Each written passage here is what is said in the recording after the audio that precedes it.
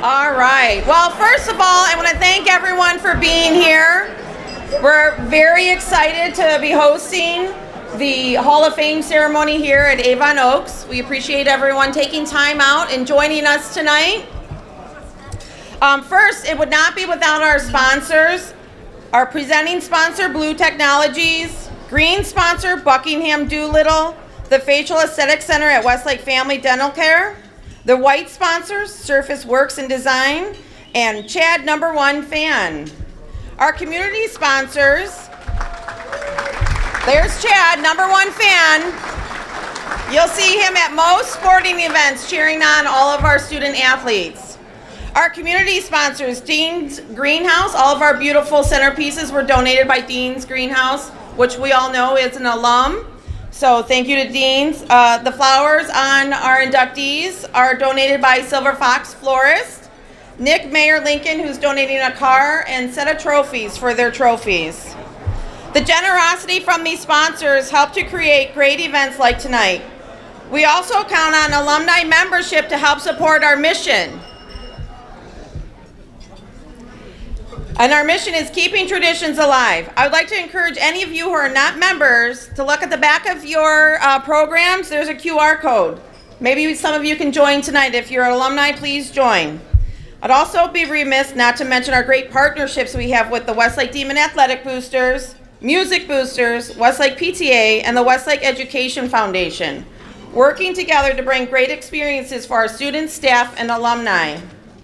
As it happens, the Westlake Education Foundation just opened up their car raffle, so I do have some tickets, and they're going to start out with a flash sale for a month, 5 tickets for $100. So if you want them, see me tonight, I have some.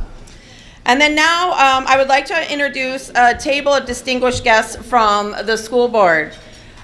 We have President Joe Kraft. We have Vice President Liz Pernot. Please stand. John Finucane, Barb Lazinski, and Bob Stoll. Also at their table is Bob Maver, the HR Director, our newly installed Athletic Director, Nick Rinaldo, and then Bernadette Kranz. Bernadette Kranz is a partner in crime with me now. We've partnered together to bring the career panel, which is an alumni and community member-led panel of people who have interesting jobs, not so interesting jobs, but like to speak. We're looking for anyone to come join us on the panels on November 9th. So see me or Bernadette Kranz over there. And then now, I would like to introduce the superintendent of Westlake Schools. Yes, round of applause. We can always count on the admin to be very supportive of the Alumni Association. Please welcome Dr. Scott Goggin. Thank you. Good evening, everyone. I'd like to start off this evening by thanking our Alumni Association for all of their hard work and dedication to our schools and our community. Their efforts allow us to keep our traditions alive and provide us the opportunity to celebrate those who have meant so much to our schools. I would also like to welcome past Hall of Fame inductees, as well as our Westlake Board of Education, who was just recognized. They are all in attendance this evening. Since this is connected to schools, I believe using a school reference is relevant. In education, there's a strategy in which we show examples of good work so our students can see what a good product looks like. It helps them reflect on their work and provides them a path to achieving a quality result. It gives them a vision or a direction for them to be successful. Every time I think about this evening, I get excited. It's a fun evening. Not only do we get to reconnect with some people, or we get to meet some other people for the first time. What I enjoy most is that we get to see and hear about visible examples, about not only what good looks like, but see it through the lens of what we value as a community. We get to emphasize and highlight the rich past of the Dover Westlake schools through stories and accomplishments of actual people from our history. The characteristics we value and the accomplishments of our past will come through as you hear the stories about Jeff Short, Susan Variokis, Jeff Katurba, Mike Philkill, Kevin Stuber, and Harold Belazis. Been struggling with that one. These 6 individuals embody what it means to be a demon. On behalf of the Westlake City School District, our Board of Education, and our community, I would like to congratulate this fabulous group. Tonight is not only a celebration of you, but a chance for all of us to come together and celebrate what it means to be a Demon. Enjoy this evening, enjoy each other, and of course, go Demons. Thank you. Would like to recognize someone special that's here tonight, took the time out before a council meeting, is our Honorable Mayor, Dennis Clough. Round of applause for him, please. And then Del, for you. Okay, all right. And now, without further ado, here is the alumni president, Jim Leach. Good evening, everyone. A couple other quick announcements on your table, because we're always trying to build our membership. There's membership applications and forms. The other thing is that we have an electronic newsletter now, and so if you're not getting the newsletter, will you fill out on there's a sheet on your table there, and we just need your email and name, and we can get you the newsletter. Before we even move on, hey Megan, don't run too far. I want to give a huge round of applause for Megan Matu. She's really been the main plan all along.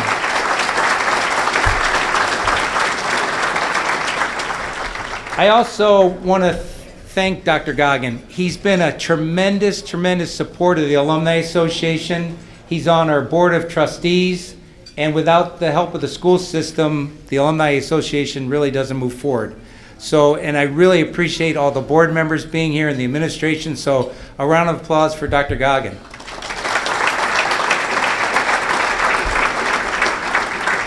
The other group that I want to thank, and if they're scattered throughout, but if the Board of Trustee members for the Alumni Association would stand, so you at least can see some of them. Dirk Raymond Schneider's on it, Carolyn Soder's on it, Dell's on it, who's already standing, Mary Beth, who else am I? So make sure you all stand up. The Alumni Committee and the Alumni Association Board does a lot of work, and we're really moving it forward. And so these people are representing you as alums, and we've been growing it immensely. So I appreciate a round of applause for the Board of Trustees. So, with no further ado, we'll have some comments right after dinner, but I'm going to call on Dell Youngless, one of our board members, for the invocation. Let us pray. Dear God, we thank you for the blessings of this day and our ability to enjoy it. We thank you for this meal we're about to encounter and for the fellowship of all that are gathered at these tables. We ask that you bless our gracious hosts here at Avon Oaks and all of their staff who helped bring this event together. We thank you for our safe travels from near and far to be here this evening, and ask that you bless our travels home and throughout this homecoming weekend. We ask that you bless all the current students in the Westlake City Schools, that you help them to remain eager in their studies, that you keep them safe in their extracurricular activities, and assist them in making wise and healthy decisions. We ask that you bless in a special way all those alumni, both living and those who have passed, who graduated from Dover and Westlake High School over the years, as well as those who perhaps attended classes for just some of their primary or secondary education. Please bestow your blessings upon our Hall of Fame honorees here with us this evening, those honorees who could not be with us due to illness or other circumstances, as well as those who have already gone to your home to be with you. Finally, we ask that you bestow special blessings upon 3 past Hall of Fame recipients who are also special teachers, coaches, mentors, and friends to many, and who passed on to join you in heaven within the past many months. Tom Hill, George Christ, and Norm Irwin. For your glory and your honor of your purposes, and according to your will, we pray. Amen. Okay, So first of all, hopefully everybody had a good meal, and I want to thank Avon Oaks for that meal. So a little round of applause for Avon Oaks. And also, hopefully, more importantly, you've enjoyed the fellowship at your table. I would tell you we had a little bit of logistic issues here and there, but there's 280 people here, and we actually had more, so trying to fit everybody into the room was a little tough. But I appreciate everybody working with me, and I hope we'll get 300 or 350 next year, so I greatly appreciate that. Before we start the formal introductions, and if I could have everybody quiet so that, because I want these people to get their proper recognition. There are 10 people here who have previously were inducted into the Westlake Dover Hall of Fame. Okay, there's 10 people here that were previous inductees. And I'd like them to stand, each of them, and I'm going to read their names, and I do have them. But Mike Antonishin is over here.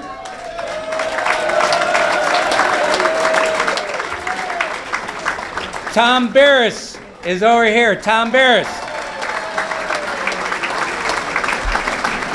Sarah Bernison, who's going to be speaking later on, is over here to my left. Jen Doherty is here. Jen? John Colasar. There he is in the back. Coach Ken Krepop.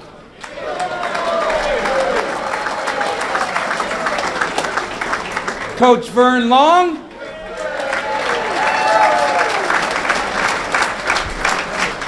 Stephen Schill. He's over here to the right. Mary Beth Price Schneidler. Where's Mary Beth? Oh, she's just walking in. There she is. And last but not least, Joe Schofield.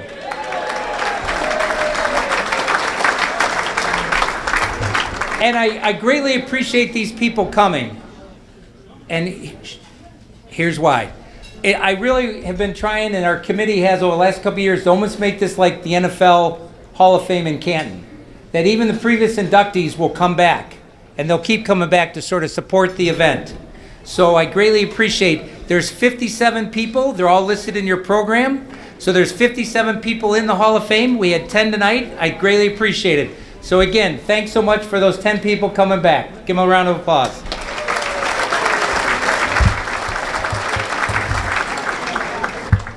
Now we move into the highlight of the evening, our inductions. I want to congratulate the following: Kevin Stuber, Harold Blaze, Jeff Katurba, Mike Philkill, Susan Varikoyas, and Jeff Short. We're here to celebrate them tonight. And we're here to celebrate with you. Westlake's Hall of Fame, just so people know, Westlake's Hall of Fame is very unique. It's not just athletes. We actually have 3 categories in the Hall of Fame. We have athletes, athletic, from your high school career based upon athletics. We then have distinguished. And in fact, so distinguished would be after high school, you brought honor, you served somehow and brought back to Westlake as far as raising their esteem as far as a community, and that's the distinguished. And then the last grouping is honorary. And the honoraries are for people, our coaches, they're teachers, administrators, and they're non-Westlake grads. The first 2 groups are graduates of Westlake High School. So to give everyone a little bit of format of what we're doing tonight, and we changed it a little bit, trying to make it better and better and a little bit more personal. We have a student who introduces and is going to read the bio on the inductee. Then we have had the inductee select someone that's going to speak on their behalf of some relationship they had with that inductee. And then we'll have the inductee give their personal comments as well. And so especially, it's been really good to have the students involved. They're all seniors. They're all representing Westlake High School, like many of us in this room. And I greatly appreciate Tony last year made that recommendation. I thought it was a good recommendation. I'd like to continue it as long as the seniors are willing to do it.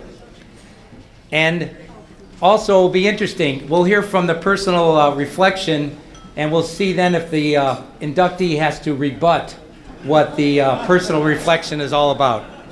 So to begin, I'm going to call on Mark, who's going to lead us off. Mark from the student side, if he'll come over. And he's going to lead us off tonight on Kevin Stuber.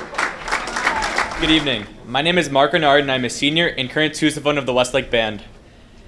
Kevin Stuber is a 1971 graduate of Westlake High School and has achieved significant accomplishments in the area of education and music. While in high school, Kevin received the Thomas F. Hill Award for Outstanding Band Member and also served as band president. He attended Miami University on scholarship, where he earned a Bachelor of Music and a Master of Music Education. At Miami, Kevin was in the marching band. He was selected as the Outstanding Senior Band Member, performed under composers Aaron Copland and Carol Husa.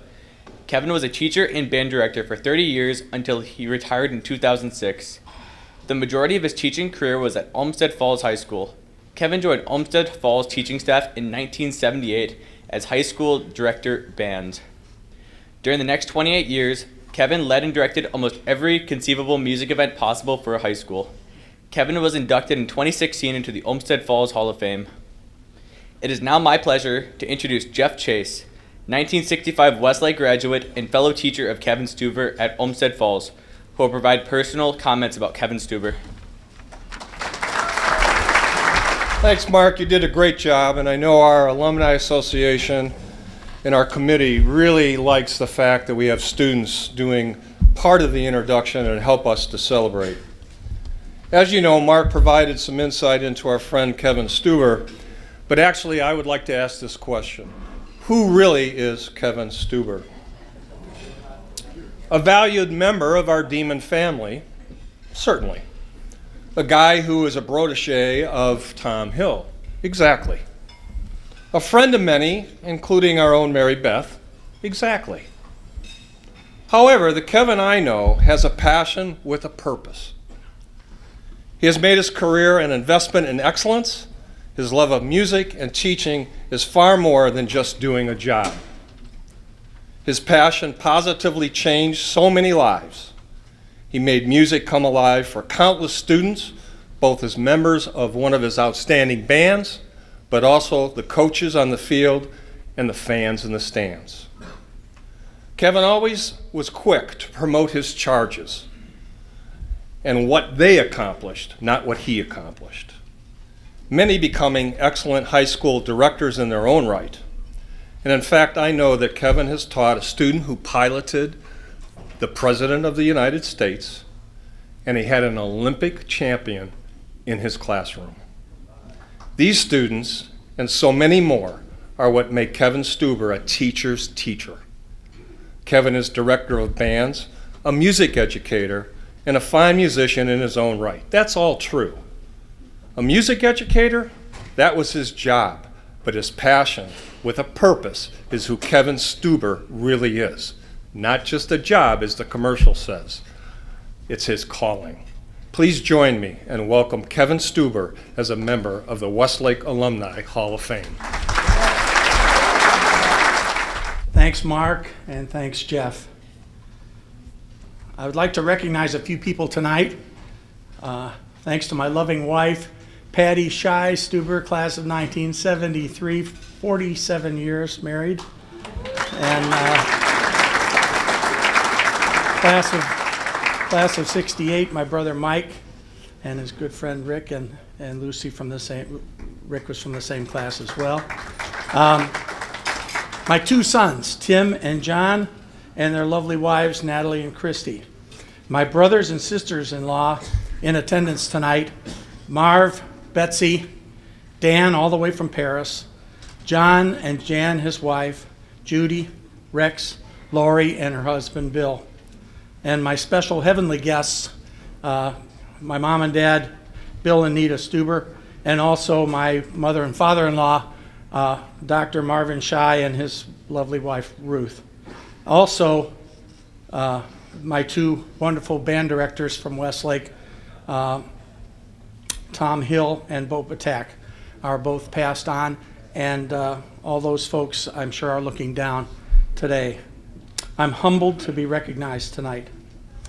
Now for a little bit of history. In the fall of 1965, I began attending the Westlake schools in 7th grade in the old red brick building, as Parkside was not quite ready to open until the 2nd semester. My homeroom teacher was a young teacher named George Christ. And the band directors team taught for the first semester, Bo Patak and Tom Hill, over there in the old Lee Burnison building at the time. So we would kind of go across the driveway to get from one class to another. And then Mr. Hill stayed at Lee Burnison, and Bo Patak was our band teacher when Parkside opened in January.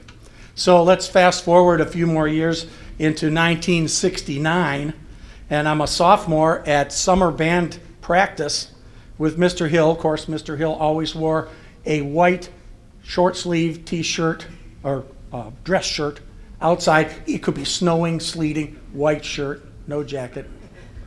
That's the way he was, tough as nails. But anyways, I found myself lined up with 4 large sousaphones across from me, 2 on this side of me, and 1 on this side of me, and there I was with my clarinet. And so I frightfully asked Mr. Hill after practice if he had made a mistake.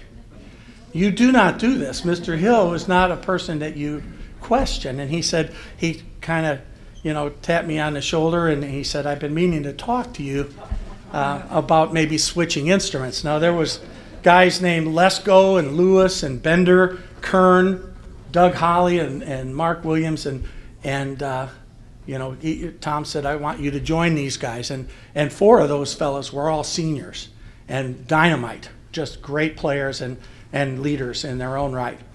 So this started my life's journey because I couldn't play a note at that time. And I took lessons and worked hard, and Tom Hill instilled in me the values of dedication, hard work, honesty, pursuit of excellence, patriotism, leadership, integrity, discipline, and teamwork. And I'm sure I'm just scratching the surface because that man was the Cal Ripken of music educators, never missed a day, and was just a dynamite role model. So those high school accomplishments occurred that were listed by Mark, and I attended a Miami University summer music workshop and was fortunate enough to win the Phi Mu Alpha Sinfonia Outstanding Male Musician Award, which then said, maybe you might want to go to Miami. And so that happened, and the next fall, I was welcomed into the Miami University marching band family by Mary Beth Price, at that time, Schneidler, and she just introduced me around to the rest of the band folks, and it was truly a wonderful, wonderful experience. And Mary Beth and I still perform and practice and play in an area community band. So we're still performing and making music, and it's a wonderful thing. She's a big sister, if you would. Miami highlights included first chair tuba player for all 5 years, full tuition scholarship, the A.D. Leckvold Award presented to outstanding senior band member, soloist with the Miami Symphony Orchestra. That was a concerto concert competition type thing. And then later, a graduate assistant for Nicholas A. Posha, the director. And I was very fortunate, as Mark said, to play under the baton of Aaron Copland, one of America's foremost musicians and composers, as well as the Pulitzer Prize winner Karel Husa, his music for Prague. Now, when Karel Husa was performing and directing us, his hair was white and it came out, he turned beet red, and we thought he was going to have a heart attack on the stage. This was the piece that he composed, Music for Prague, was about the Russian takeover of the city of Prague in 1968 and how powerless the people were except for this driving force of musicality within the people themselves. Well, anyways, it was a life-changing experience. I also had an opportunity to play in the Kings Island Dixieland Jazz Band for a summer, and there I got to meet a guy named Carl Wallenda from the famous Flying Wallendas, Ringling Brothers, Barnum and Bailey's circus. He was 62 years old at the time, and I said to him, are you thinking about retiring anytime soon? We were in an air-conditioned trailer during the off time. You play 15 minutes and you're off for 45 minutes. And Carl Willenda said, "I will walk the wire until I die." And 4 years later, he did. But it was an awesome man to see how he went about his business and what he did as far as being a professional entertainer. And Patty and I had the good fortune of meeting the real Maria von Trapp of Sound of Music fame when we were in Oxford when she was on her lecture tour. So anyways, through all these different experiences, I picked up a few things along the way. I learned things like the harder you work, the luckier you get. Use your time wisely because life is short. Respect self and others. No goal is worth attaining if it has to come at the expense of someone else. Be persistent. Even a blind squirrel finds a nut now and then.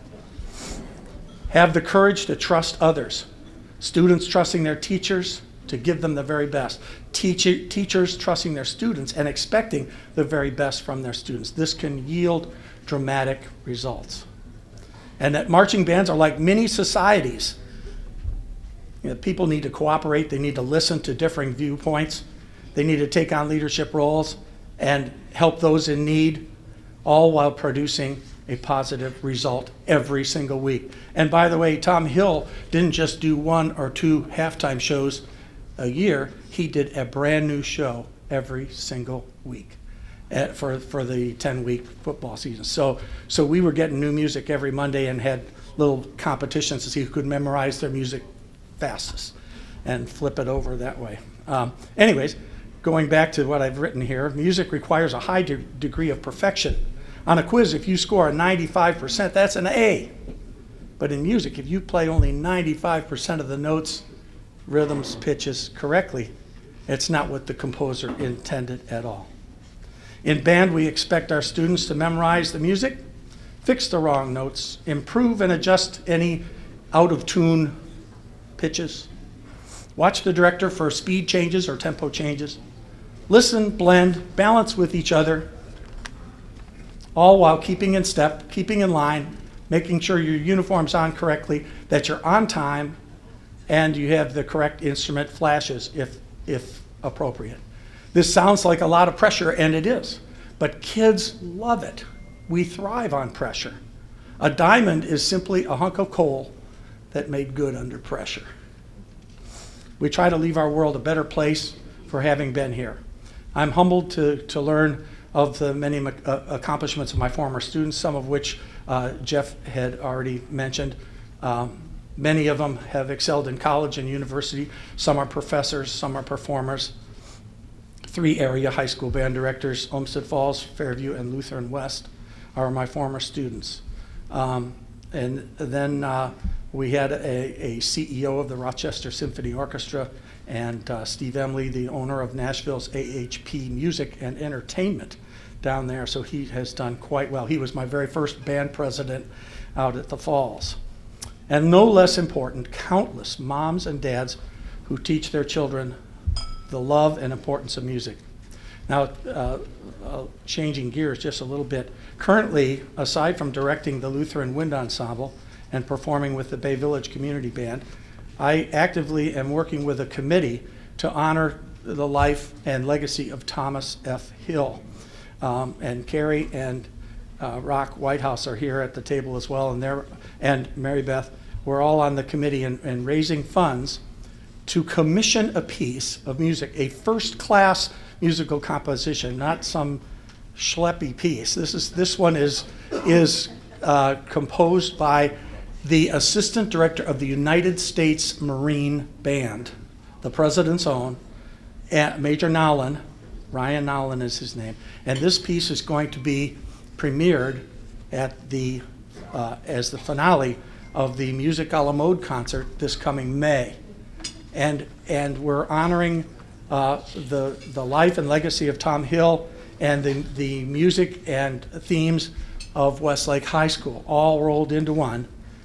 And Major Nowlin is excited to compose this piece. This is for band and vocal choir as well, and highlighting the themes of Westlake High School and the admirable qualities of Mr. Hill. And so if any of you would like to help join us, we've already raised well over $9,000 toward this project, and it looks like it's going to be a reality. Please join us if you are able. And in conclusion, I remember my grandmother always said, Kevin, count your blessings. And thank you, and God bless you all. Thanks. Thank you, Kevin. Congratulations. Our next distinguished inductee is Harold Blaze. And just to give you a little bit, as far as the sequence for him, Harold, as you saw in your program, has passed away in 2018. We are so on the personal reflection, Tom, if you'll come over and cue that up, we have a little video after the student does his bio to give you a little bit of piece on Harold Blaze. And then we are so privileged to have Blair Williams here, who's the art director out in Idaho, where Harold had numerous pieces displayed. And she was unbelievably kind to come all the way from Idaho to represent the family and accept Harold's induction plaque on their behalf. And today, we spent an hour and a half at Westlake High School, and Blair spoke to the art department, and it was phenomenal watching her speak to the students. It was really incredible. So with that, I'm going to call upon our student to introduce Harold. And if Sam will come forward, and I met Sam today, and she's a wonderful student, I'll turn it over to Sam to do the bio on Harold. Hello, my name is Sam Walber, and I'm a senior at Westlake High School, and I'm an art student. It is my pleasure to provide the following about our 2022 inductee, Harold Blaze. Harold Blaze was born in 1928 and was a 1946 graduate at Dover High School. His mother enrolled Harold in art classes at age 11 or 12. At Dover High School, Harold played football, basketball, track, volleyball, and served on the school newspaper, and was also president of student council. His family moved to Spokane, Washington in the 1940s, and Harold attended Washington State University, earning a fine arts degree. Although Harold has not lived in Westlake since the 1940s, he has had an impact on our community that we see every day as you drive down Hilliard Boulevard into Westlake High School. Harold designed the large sculpture at the corner of Hilliard and Dover Center that was presented to the city in 2005. This project was initiated by Roger Cooley, longtime Westlake resident who knew the family and was aware of Harold's tremendous reputation. Harold has sculptures at the Smithsonian American Art Museum in Washington, D.C. as a part of the Renwick Gallery, and the large collection at the Arts Spirit Gallery in Idaho. I'm sorry, it's been a long day. Harold was named as one of Washington State's living treasures for his contributions, including an installation at the Riverfront Park in Seattle. Harold passed away in 2018 at age 89. When he passed away, the headlines in Spokane newspaper read, "Artist Harold Blaze, a giant, dies at 89. He's survived by his wife, Rosemary, and their 3 children, Andrea, Erica, and Kurt. Harold Blaze is truly a Dover man for the ages.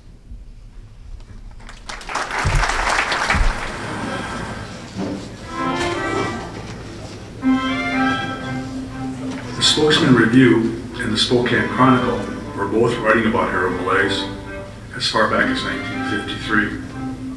Today, almost 60 years later, at age 81, he's still making and selling a huge array of his art, or stuff, as he often calls it.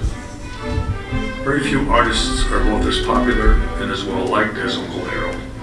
The uncle part being a term of endearment that reflects both how much he is liked and the countless artists that he has helped over the years. Hundreds of complimentary stories and thousands of glowing words have been written about Harold, his art, and his wife Rosemary. This movie really wasn't meant to repeat those well-deserved tributes.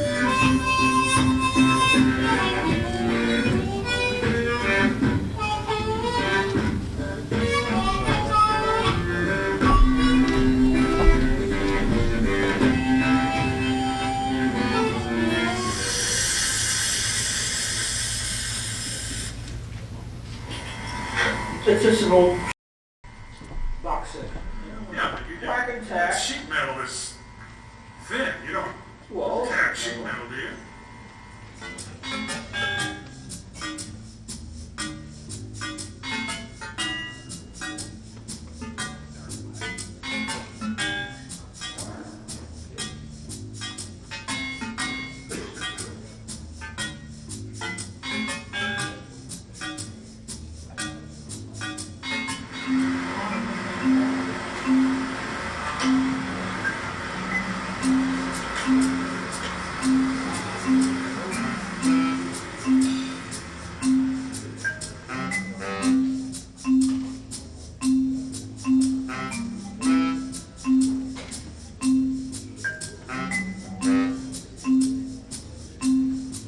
two halves and set them one on the other to make sure everything goes together and marked and everything. And I'm probably going to do that. I don't think you take that job. Too old for this shit.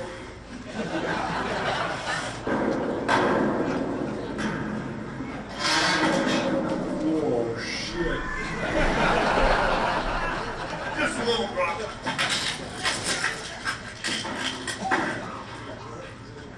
Because I think we can start raising the other piece now. Yeah, man.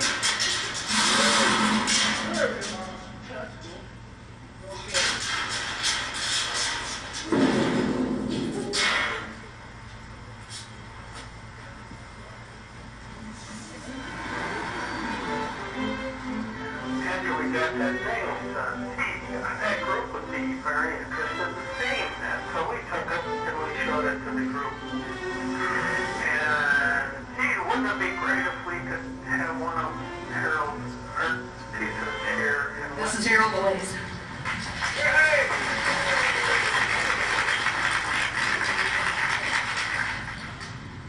I am more fascinated with the heads on Easter Island, the platforms of Tikal, Mohenjo-daro, and Petra, which are four of the locations that we know nothing about. And I find it much more exciting to contemplate those. Not knowing is so much more exciting to me than knowing why St. Peter's happened.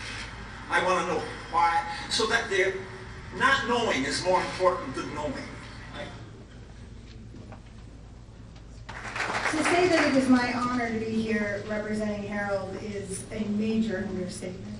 If you are from the Northwest, if you've ever traveled through Portland, Oregon, Seattle, Washington, Vancouver, anywhere throughout the Spokane region or the Coeur d'Alene region, Harold was a god. Harold influenced so many people in our regions and so many communities and so many cultures throughout our area. I was really proud when at about the age of 6 years old, my daughter was in the back of the car and we were driving through Portland and she began to go, "There's a Harold, there's a Harold, oh there's a Harold." And I thought she can see his language. That's so awesome. When he talked to you there about it's better to not know than to know, he was a man who was always searching to create and discover and build and make. One of his most famous comments is, "It's always better to make something than to not make something." And up until 2 days before he passed, he was out in his studio making something, constantly. You heard a voice in the background, I think it was one of the many shits, Ken Uhas, or Ken Spearing. Ken Spearing was an artist who, along with Harold, were hired to commission a series of 12 sculptures for a junior high in the Spokane area. And Harold and Ken got together and they spent an afternoon talking about the theme and the ideas and what they wanted it to do for the kids, and that they wanted it to be able to move and they wanted them to be able to climb on them and understand them and touch them and feel them. And they agreed that they would come together 30 days later and meet again about how to move forward. Well, 30 days later, Harold showed up with his 6 sculptures, built, ready to install. We're talking sculptures that were 12 foot tall, stainless steel. He'd done the design, he'd done the welding. Ken said, I never felt like more of a loser in my life. He said, I didn't know it was a competition. We at the Art Spirit Gallery were honored to represent Harold for 26 years now. And I gotta tell you what, it's been 4 years since his passing, and there's not a month that goes by that I don't get somebody from around the world who calls to see if I've got a Harold Blaze enamel or a Harold sculpture or a Harold copper piece ready to go. And I'm proud to say I've been working for the last year and a half, and the Space Needle has just agreed, they asked us to accept 2 Harold Blaze sculptures that will live in perpetuity on the campus of the Space Needle to be seen by the world. That's a big deal. Harold would have thought that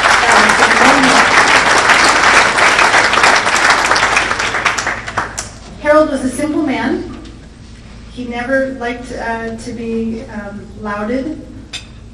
His wife and I were joking a few weeks ago that he probably died because he knew that you were going to induct him. He'd much rather just get out there, be in the studio, and do the work. It was my honor today to also get to speak to the students at Dover High School.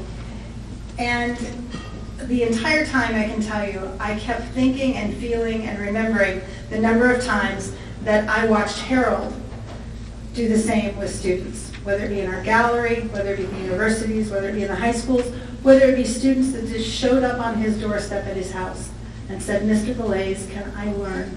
And he'd say, follow me out to the studio. And he'd throw them something and say, get to work. And there they'd go. And so many of these artists have gone on to do great things.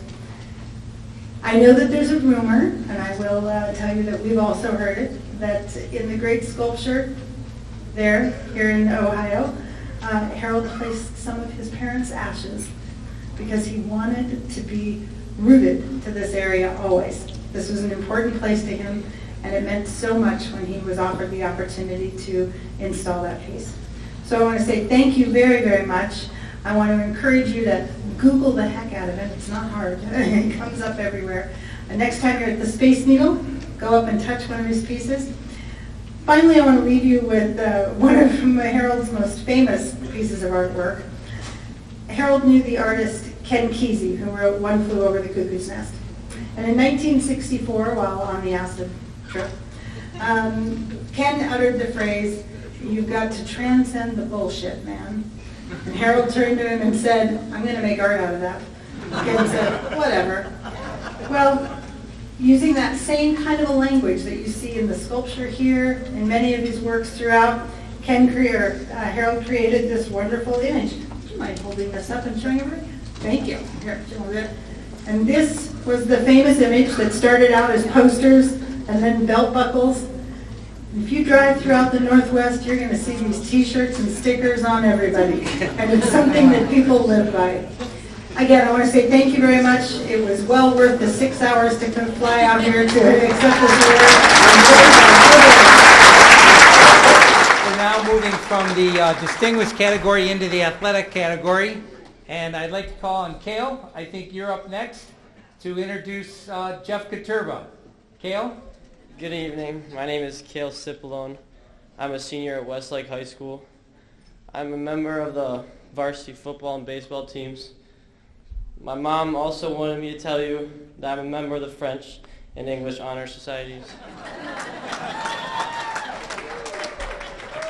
It is my pleasure to provide the following about our 2022 inductee, Jeff Katurba.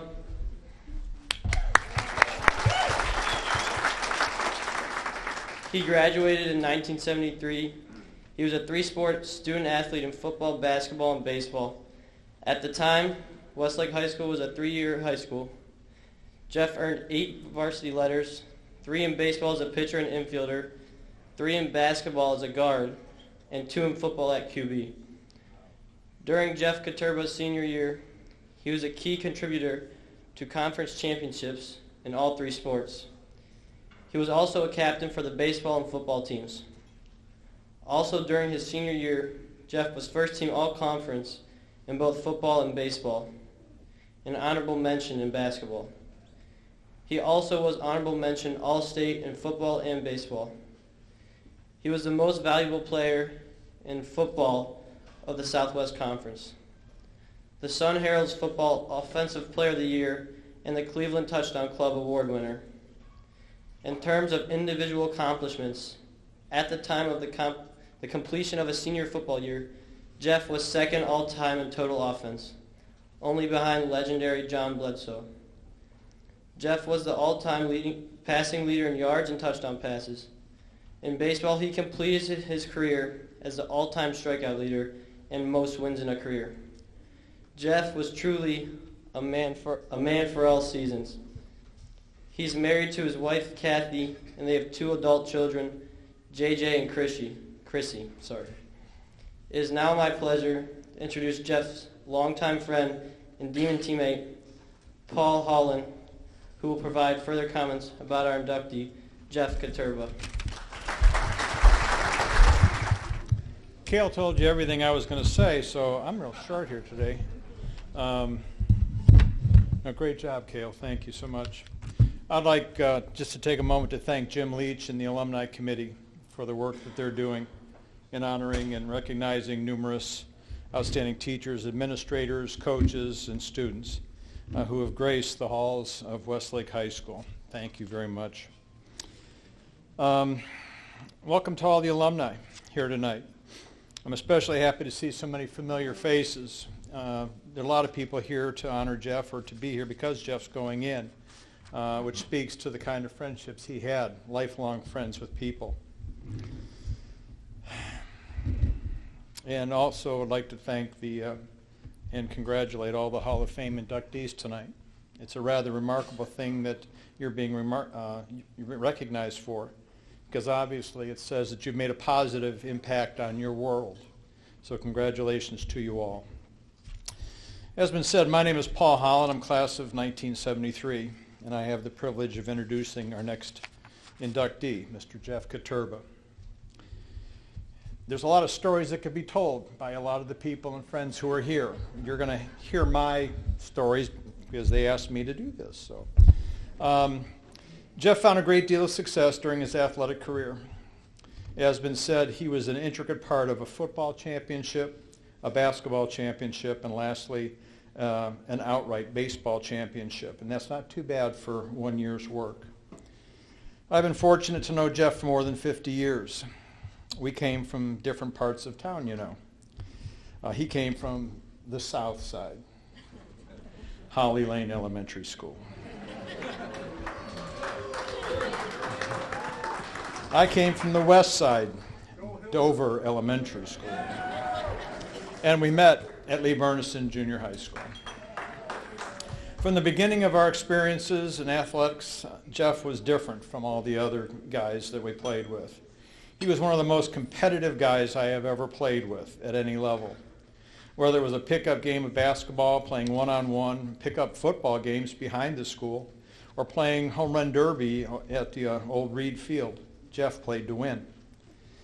In reflection upon those games of pickup football that we played back by the field, the funny thing is they were always passing games. They were. We didn't run the ball. We passed the ball, and Jeff was always the quarterback. And he was very good even back in 7th grade. We played junior high, 7th, 8th, and 9th grades, and it became obvious to us kids that in football we weren't going to be too good at running the ball. But if Jeff was allowed to throw the ball, our team was going to do pretty well. Of course, during those junior high years, we continued to play baseball in the summer times, but Jeff and I were never on the same team. Now, if memory serves me right, Jeff usually struck me out when he was pitching. He'd throw 2 fastballs and then a curve, and I would whiff. He was pretty good. 8th and 9th grade basketball is where Jeff and I became very close teammates. Mr. Sywick, whom we lost recently, may he rest in peace, put us together on the same side of the offense, and we became 2 guys who worked as one. We intuitively knew what the other was going to do, and that seemed to carry on through our high school years. Now, the 1972 football season was one for the record books, and that's a true statement. Because to this date, 50 years later, you'll see Jeff's name in the record book, as well as a few of the team records he set that year, or we set that year. But it all started with a visionary coach, Mike Currents, as well as his staff, who were represented here tonight with Ken Krepop, Dave Newman, Ted Szabo, and Jim Stauffer. These coaches looked at our team and decided that if we were going to be competitive in the league, we had to throw the ball and run the ball as a changeup. Now you have to understand that no high school teams were doing that at this time. Every team was a running team, and they threw the ball when things got desperate. But since the preseason predictions had us finishing somewhere in the middle to the lower part of the conference, what did we have to lose? The coaches gambled everything on the arm of Jeff Katurba. And being a left-handed quarterback, the coaches geared our whole offense to be a left-side dominant team. All the other teams were right-side dominant. So actually we were sort of a unique experiment in high school football. Well, the experiment worked. The team finished with a 7-2 record. I know some of you young guys, we only played 9 games back then. But we were 6-1 in the Southwestern Conference, and it's been said we shared the conference championship. Jeff was selected first team all-conference quarterback. And he was chosen by the league's coaches out of all the outstanding athletes in the league as the league's player of the year, or MVP. That's not too shabby for a kid who was about 5'9", 163 pounds, and left-handed. Under Jeff's control, the offense averaged 52 plays per game, 350 yards per game, and that's an average of 6.7 yards per game. And out of those 350, 208 as an average were passing. Jeff averaged 24 passes every game. This while other schools averaged less than 10. Jeff's highest number of passes was 37 against North Olmsted. And again, no other teams were doing this in that era. During that North Olmsted game, Jeff accounted for 341 total offensive yards, passing and running. For the season, he had 2,064 total offensive yards. 66% of our team's total yards was attributed to Jeff. He is among the school's all-time leaders, and as was mentioned, the great John Bledsoe was the leader of that, and he was an idol of ours as we grew up in junior high. Jeff is the grandfather of passing in Westlake football history. The offense under Jeff's direction even had its own nickname back then. They were called the Aerial Circus, for how many times we threw the ball. In an era of tailbacks running 30 times a game, Jeff was a pioneer of football's future. It's just that he was about 30 years ahead of his time. Now, an interesting side note to Jeff's passing is that Jeff had a tell that he did before he would take the snap from Scott Vanta. And there was only one person that I knew of outside of our football program that ever knew with 99% certainty when Jeff was going to pass the ball. Many of you might remember the name Mr. Alimo. I think his son Jim is here tonight. Now, Mr. Alimo coached Jeff in the summertime in baseball, but he knew Jeff's tell. And I think he might have made some money on it with his friends at the game, too. Now, I wonder if Jeff even knows what that tell might have been. Yeah, well, being Jeff's teammate, I would never reveal the tell. But excuse me, I have to turn the page now. As I mentioned earlier, Jeff went on to help collect a basketball championship under Norm Irwin and an outright baseball championship under Coach Ken Krepop. Jeff was a winner and an outstanding athlete. And he has been my very good friend for many years. Congratulations, Jeff, on the Hall of Fame honor. I gotta lower this, obviously. Well, that was special. I don't know where he's getting all these stats from. I think he made them up on the way here. But anyway, I'm very impressed. Paul, thank you very much. Certainly a great teammate and an even better lifelong friend. So I want to thank you for the heartfelt speech. Kale, did an excellent job. Thank you very much.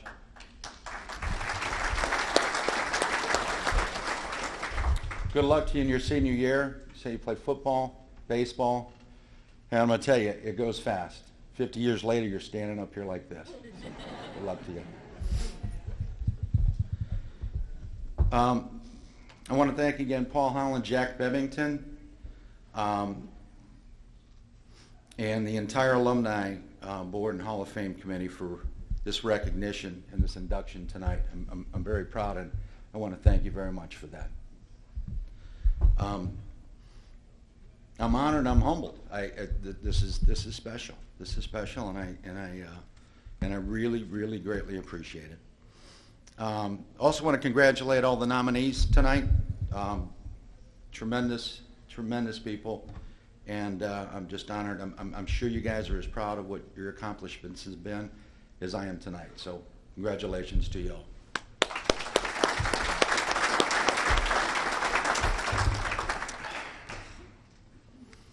You know, I'm just looking around the room. I'm overwhelmed.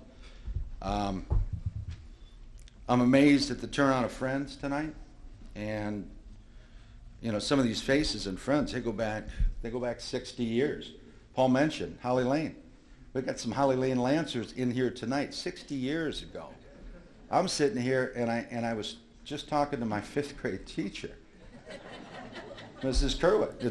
It's unbelievable, and it's really special to be back here. It's truly astonishing. Let me start by recognizing first and foremost my wife, Kathy.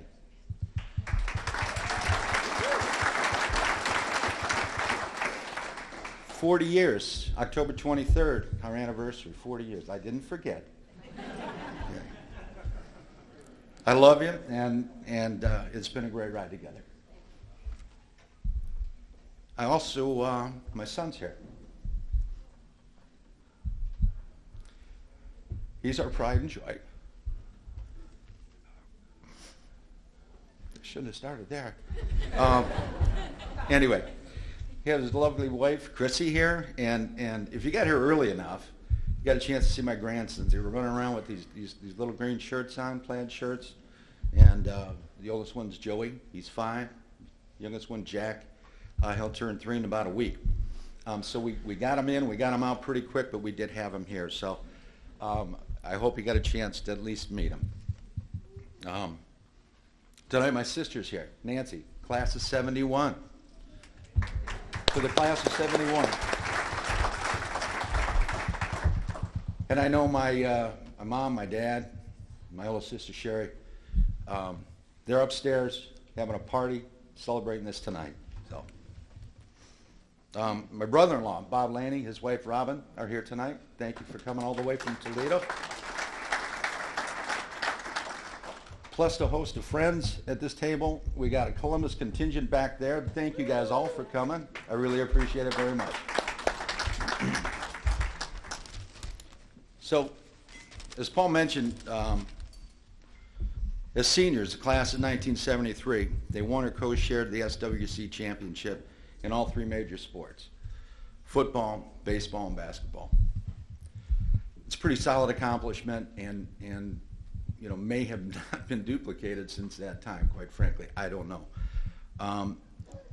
But what that takes is it takes talent, but also it takes playing to your strengths. Paul mentioned that a little bit, and a team chemistry. And that includes a coaching staff that have the ability to recognize those strengths and being able to maximize those strengths to build a program that's going to allow you to move forward and win. The coaches that believe in you, and they become a part of that chemistry that you need to gel together and be part of. And we have those coaches, that ability, and a group of excellent coaches that help us get to where we wanted to be and what we did. An example of that I'm going to talk about was in football. As Paul mentioned, Coach Kearns and his staff, they won the Southwestern Conference 3 out of the 4 years that Coach Kearns was here. 3 out of the 4 years. It's really impressive. They did it with completely varying styles. So in 1971, when I was a sophomore, what they had, and I apologize, I'm not ignoring anybody here, but a lot of the people that are here from here are over here. So I want to talk to these people mostly.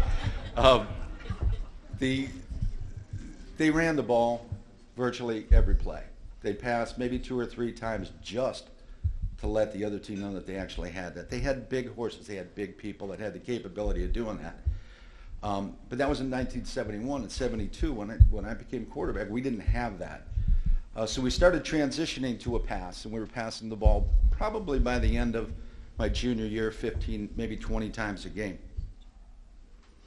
And then in my senior year,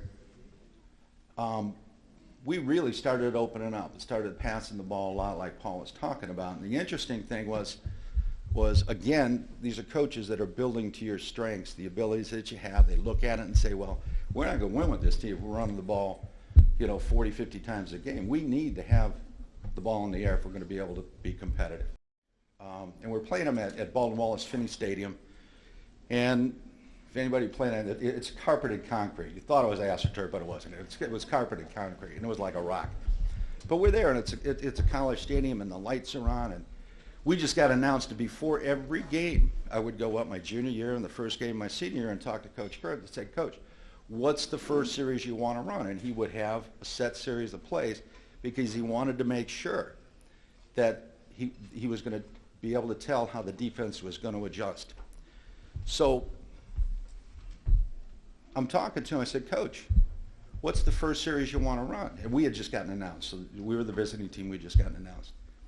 And he's looking out on the field, really not even paying attention. I said, Coach, what's the first series? And he goes, Jeff, are you looking at what I'm looking at? And I said, what? And he goes, well, and here's Mid-Park with these uniforms that look like the Cleveland Browns. They have the orange, they have the white, the brown in them. And he goes, these guys are huge. They look like the blankety-blank Cleveland Browns. And I said, okay. He goes, you know what? We're just going to call on the line. You call the plays, run it from the line of scrimmage, and we'll see what we can do. I'm like, wow, okay, so we're going to pass the ball, right? So 5, maybe 6 plays later, Paul Holland's catching a touchdown in the corner of the end zone, and it was game on from then. We were passing the ball 30, 35 times a game. So we had guys like Paul, like John Sedley, John Clegg, Robbie Doggett in the backfield, Raymond Connect. Dickie Howey unfortunately broke his ankle the first game of the season. We would have had Dickie. But we had players out there that had the ability to move the ball and catch the ball and do more of a spread open offense. And it was a great thing. We also had, who was here tonight, we had a center. A center, because it all starts there, right? You got to get the snap up and you have a center. Scotty Vanna was our center. And Scotty, I'm going to ask you, how many times did we fumble in our senior year? No, it was 0. I can answer the question for you. We never fumbled. Okay? So how impressive is that with the rain, the sleet, and the snow up here in northern Ohio, we didn't fumble the ball from a center snap one time the whole year. It was special. It was the same thing in basketball. So, unfortunately, Norm Irwin is not with us, but he was a spectacular coach. He really was the type of person that could take a look at the talent he had and develop a strategy and a program around that team, around that personnel, around those players. My junior year had some big guys out there, and they packed it in and played a lot of defense. And when I became a senior, it was quite different. We played a lot of defense. We kicked the ball and we ran the ball because that's what we were good at, and that's what Norm Irwin realized we were good at. So he had many, many teams forward that won championships because of his ability to recognize the talent that he had and build from that talent. I mentioned earlier coaches believing in and becoming part of the team chemistry. That's huge. And I need to say, that table, you guys can raise, the coaches out there, raise your hands just for a second. You know you are. There we go. There we go.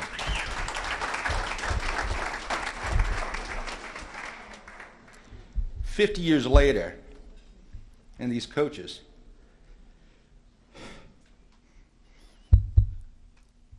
care enough to be here.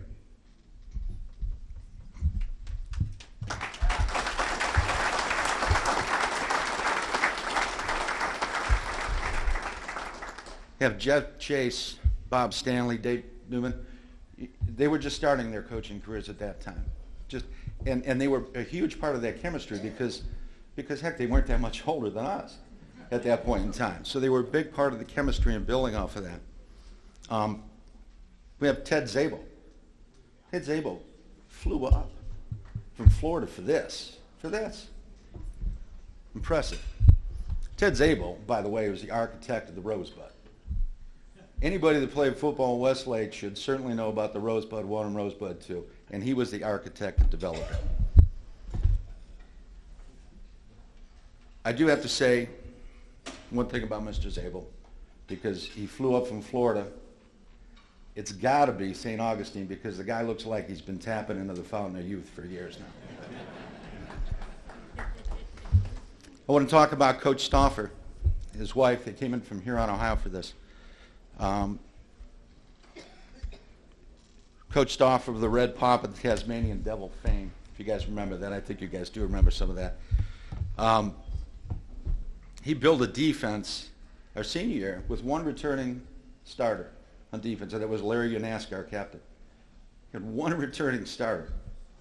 But he utilized some tough, dedicated seniors like Bill Eyring, Billy Eberling, Timmy Hiller, Brian Alflin, and filled in with some really key juniors and sophomores, and they built a heck of a defense. Oh yeah, and there was this St. Edward's transfer. Sorry, Paul, got to do this one. But the St. Edward's transfer named Richie Zatello, who was just a beast at linebacker. I saved for the coaches. Last one, got to be Kenny. Right? Just because Kenny'd be all upset if I didn't, make it special for him. Right? So I'm making it special for you, Kenny. It sort of started and it ended with Ken Creepop. I mean, it started 8th grade basketball with the scramble press, right? Having us out there running around. It was a lot of fun. And then it ended, my senior year with baseball, the varsity baseball team. One thing about Ken is, out of all the coaches, and the coaches were all fantastic, but this guy had my back from the get-go. He also was the type of coach that, like the other two coaches I talked about, Coach Currents in football and Coach Irwin in basketball, he could look at his personnel, and he could really determine what he had and build a program around that. And that senior year, we had a pretty good pitching staff, I think, if I remember correctly, right? He had guys like Jack Bevington, Gary Hurst, Dickie Hallway, Jamie Melvin, and myself, and I think your record was 17-3, somewhere in that range, 18-3, 17. Okay, has that one loss record been beaten yet? Tell the truth. Okay, all right. Well, anyway, I just really want the coaches to recognize the fact that it means so much to all of us in here that you guys dedicated your careers, and this is what you got to show for it.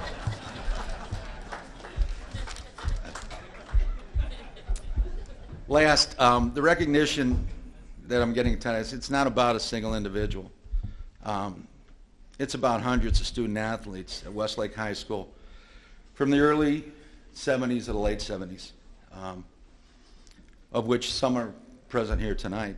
You got classes from 71, 72, 74, 75, 76, and beyond, and you got representatives from each of those classes, which is special. You got Mike Finucane from 72, Kevin Quigley from 72, you got Stu, Shear, Deli, Dan Delmonte, Dickie and Jamie from class of 74. I could just go on and name people, but I got to stop here because I know I'm going to get the hook from Jimmy here soon. The one thing I do want to talk about, though, is the class of 73. And that was my class, and I'm truly blessed to be a part of that class. It was and will always be a family. Tonight, class of 73 is represented by football players, basketball players, baseball players here tonight. Members of the band, cheerleaders. We got Joyce Swan, Jan O'Callaghan. We have demonettes. We even have Uncle John in the house, for goodness sakes. We got them all. So to finish, I'd just like to recognize those teammates that are no longer with us. Jeff Berger, Paul Picard, Timmy Hiller, Brian Alflin, all football players who passed way too soon. And last, my running mate from first grade to senior graduation, Robbie Doggett, and I think Davey's in the house. Doggett's in the house, so.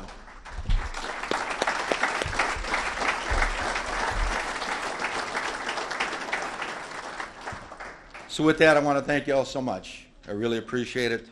God bless you, and go Demons. Congratulations, Jeff. Our next athletic inductee is Mike Philkill.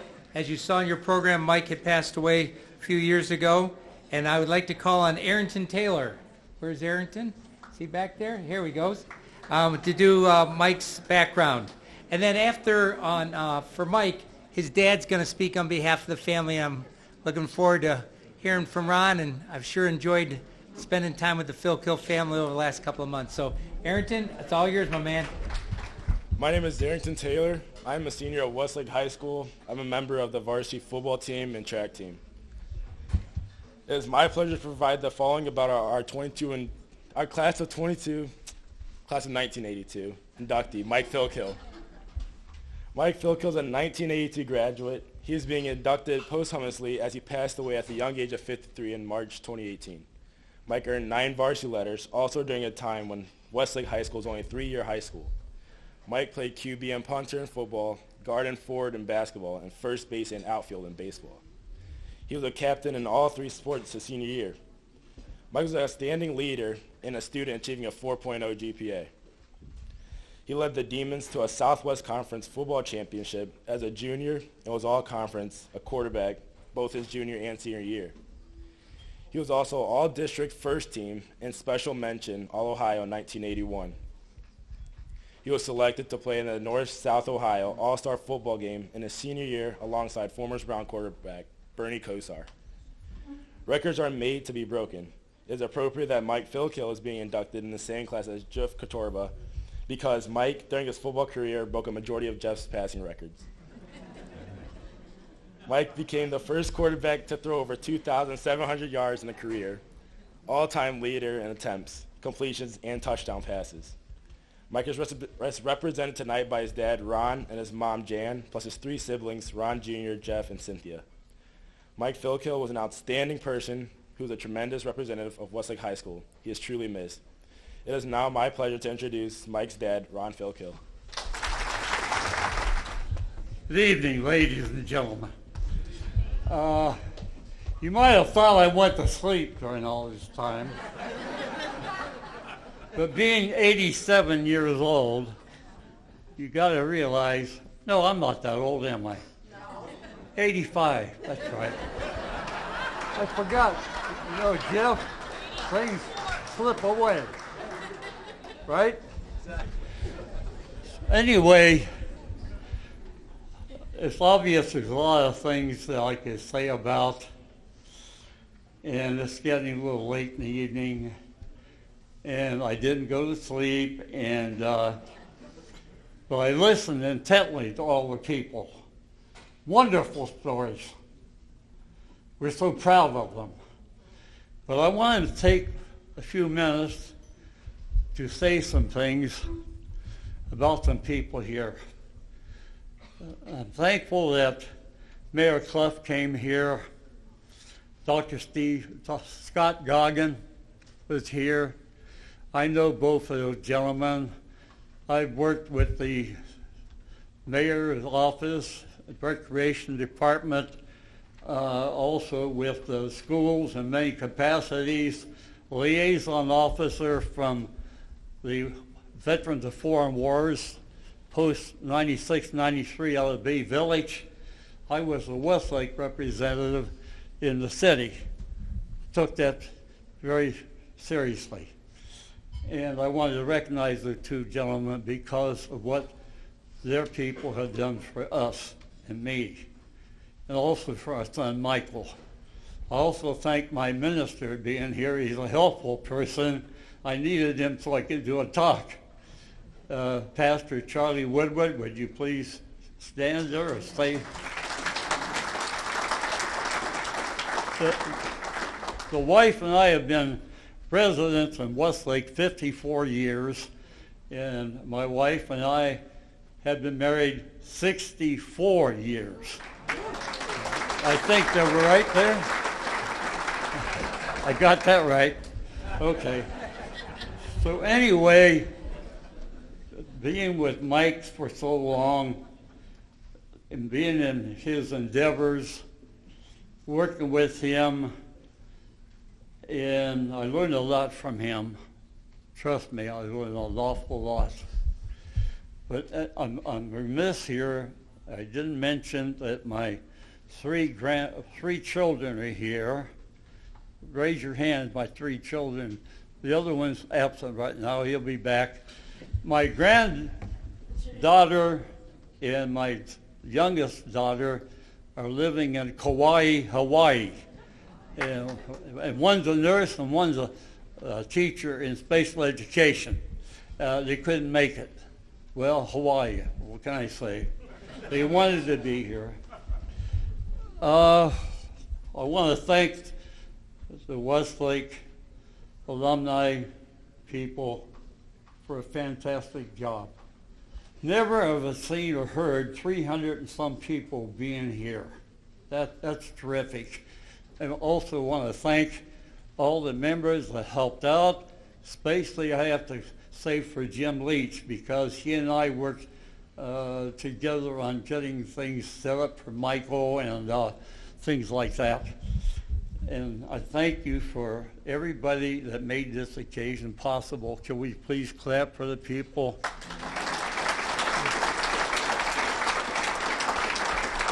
Thank you. Now, being remiss sometimes, I had to bring something with me. I noticed the other speakers were also using some cue notes. I have to say one thing about the article here on Mike. Yes, he played all the three sports, but in baseball, he didn't just play first base in the outfield. Do you know Bob Manning? Bob Manning, back there in the back. And Bob and Michael were alternate catchers and pitchers, right, Bob? So whoever can say that, he played 4 or 5 different positions according to what the coach wanted him, Coach Krepop wanted him to do. And in football, the first year for Mike, a 10th grader, one of our senior middle linebackers was very ill.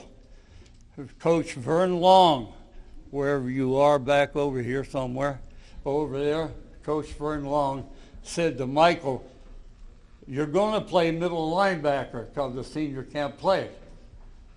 I have to tell you, Mike had 18 to 20 tackles, 6'1", 175 pounds.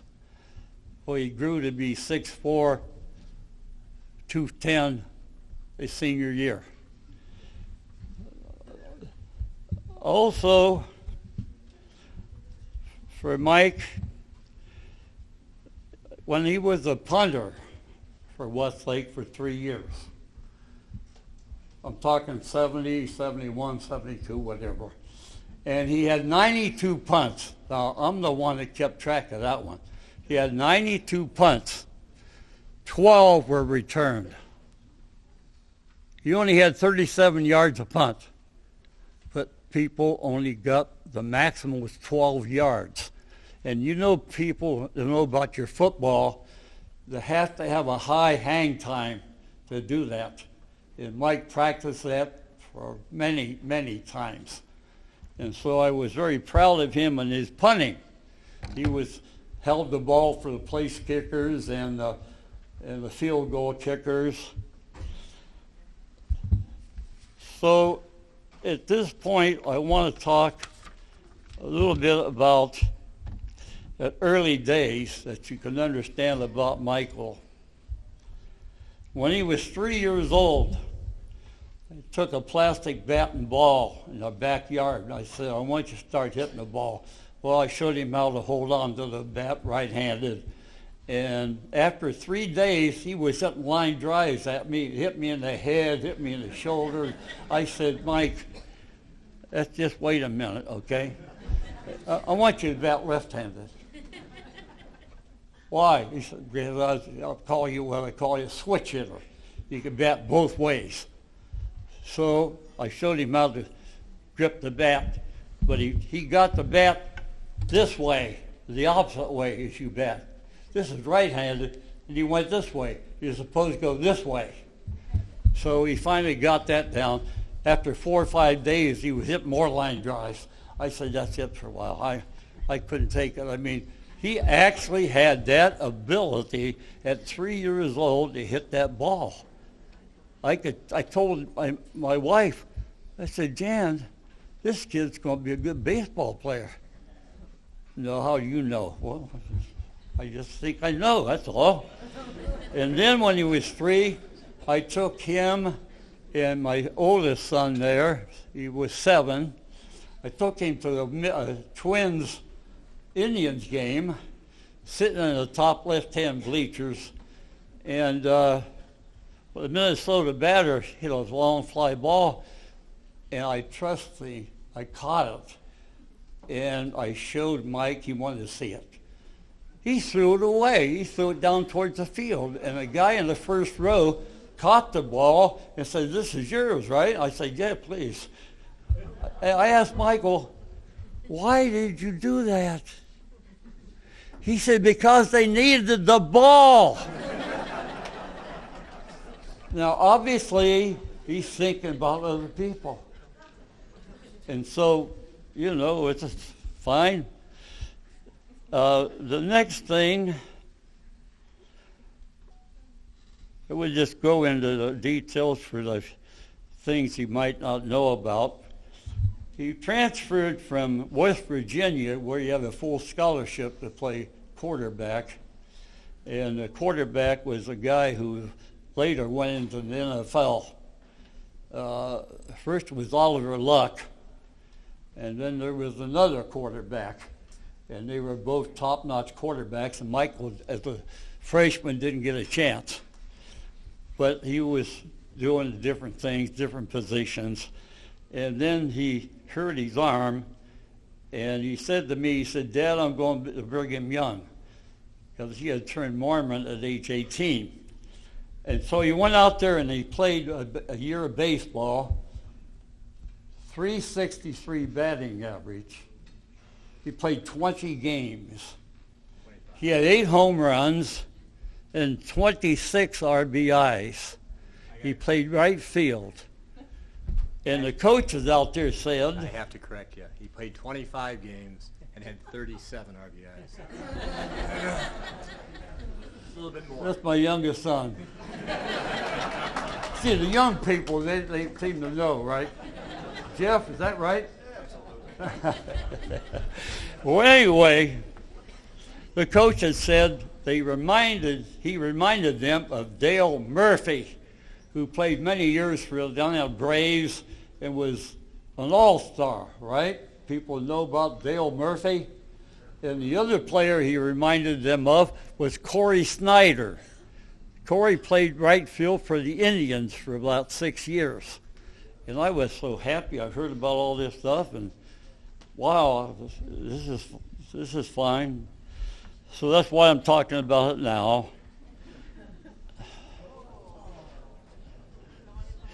The one thing, though, that I want to talk about Mike is so important. Yes, he had a 4-point grade average.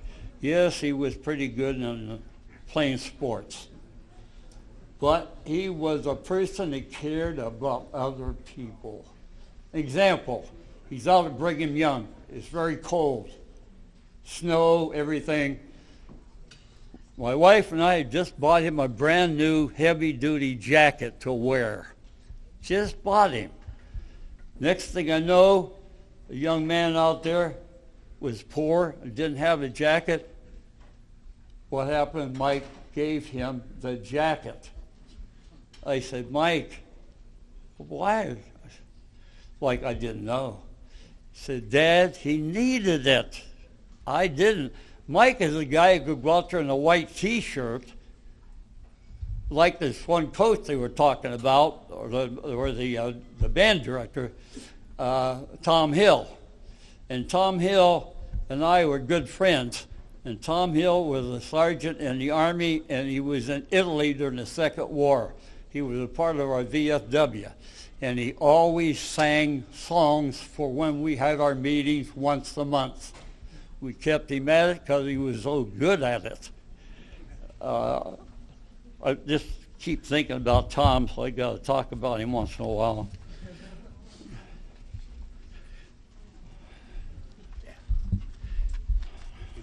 I know. You're doing a great job. Yep. I hear.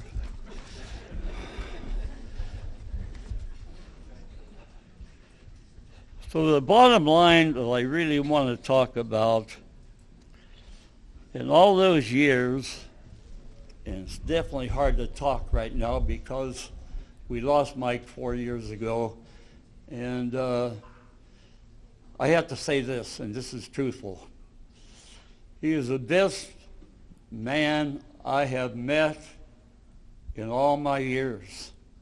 30 years in the Air Force Reserves and active duty, 38 years with the Cleveland schools, being in the community all these years, knowing people, I don't know, thousands of people I've known. Michael exhibited the most wonderful qualities of human beings. We appreciate, the whole family appreciates it. Thank you so much for a wonderful evening.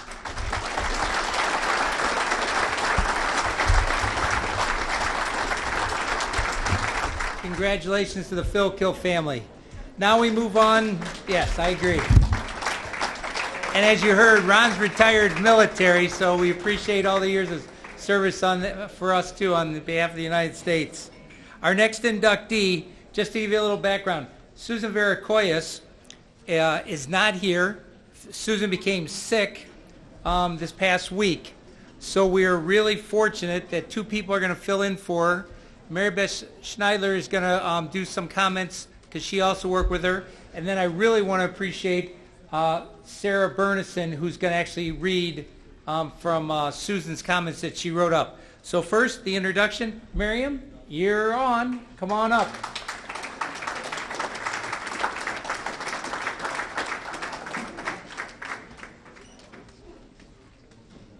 I'll tell you one thing, I think the students have done an outstanding job, so I think that's great. Hello, my name is Miriam El-Safar. I am a senior and I have been class president for the past 4 years. Susan was an educator and administrator for 30 years from 1964 until her retirement in 1993. She joined the Westlake schools in 1968 as the first full-time school psychologist for the district. Susan held that position until the 1984 school year when she accepted the principal position at Bassett School, where she was principal for 3 years. It was during her tenure as principal, Susan implemented Plan Learning According to Needs. In 1987, she returned to the central office as Director of Pupil Personnel Services, where she remained until her retirement. Susan was a true visionary when it came to education and inclusion to students with learning challenges. In 1990, Mrs. Veracoyas was named Special Education Administrator of the Year for her outstanding work. And then in 1991, she was honored by the Cleveland Learning Disability Association for her dedication to programs for the handicapped. During the 25 years she served at Westlake schools, she has worked and fought for the addition of many special programs to help those young people that have special learning needs. As we all say now, horns up demons. It is now my pleasure to introduce Susan's friend, Mary Beth Price Schneider, who will provide further comments about our inductee, Susan Veracoyas. Good evening, everybody, and thank you so much for all being here. I have this under a time limit, I guarantee you, but I wanted to do something before I began. There are 3 of us here tonight that started this in 1991, and we've been doing it since that very first year when we had our first inductees, one of which was Lee Bernison. So everybody recognizes that name. But I'd like to introduce Dell Youngless, who's there in the back, and Scott Thompson, because the 3 of us were at the very beginning when all this started. So if they would... They're back there in the corner. And I have to tell you that after listening tonight and being at all of these, the demon pride never goes away. You maintain it the rest of your life, and all of us are so proud of all that has happened in Westlake over the past years. I am taking the place tonight of Laureen Mihalko, who worked with Susan Veracois for most of her career. And I'm not sure what happened to Laureen tonight, but I was honored when they asked if I would come and talk about Susan a little bit. So the following thoughts were to be presented by her, who worked with Susan from her time in 1984 until she retired in 2007. And I'm just honored to be able to be up here to talk about Susan because I had the opportunity to work with Susan also. Laureen met Susan in 1984 when she was fresh out of graduate school, seeking her first job as a school psychologist. She had the absolute honor and pleasure to work under Susan's leadership for 9 years until she retired in 1993. She was very fortunate to spend her formative years under her guidance. While she learned a great deal about education and school psychology under her supervision, she learned far more about how to be a better human being and how to do things from all the examples that Susan set. When Lorraine thought about words she might use to describe Susan, many came to mind: loyal, dedicated, hardworking, pragmatic, intelligent, incisive, humble, honest, forthright, generous, authentic. But the word that captures her essence is integrity. Breen Brown, a leading expert and lecturer on leadership skills, describes integrity as choosing courage over comfort, choosing what is right over what is fun, fast, or easy, and choosing to practice values rather than simply professing them.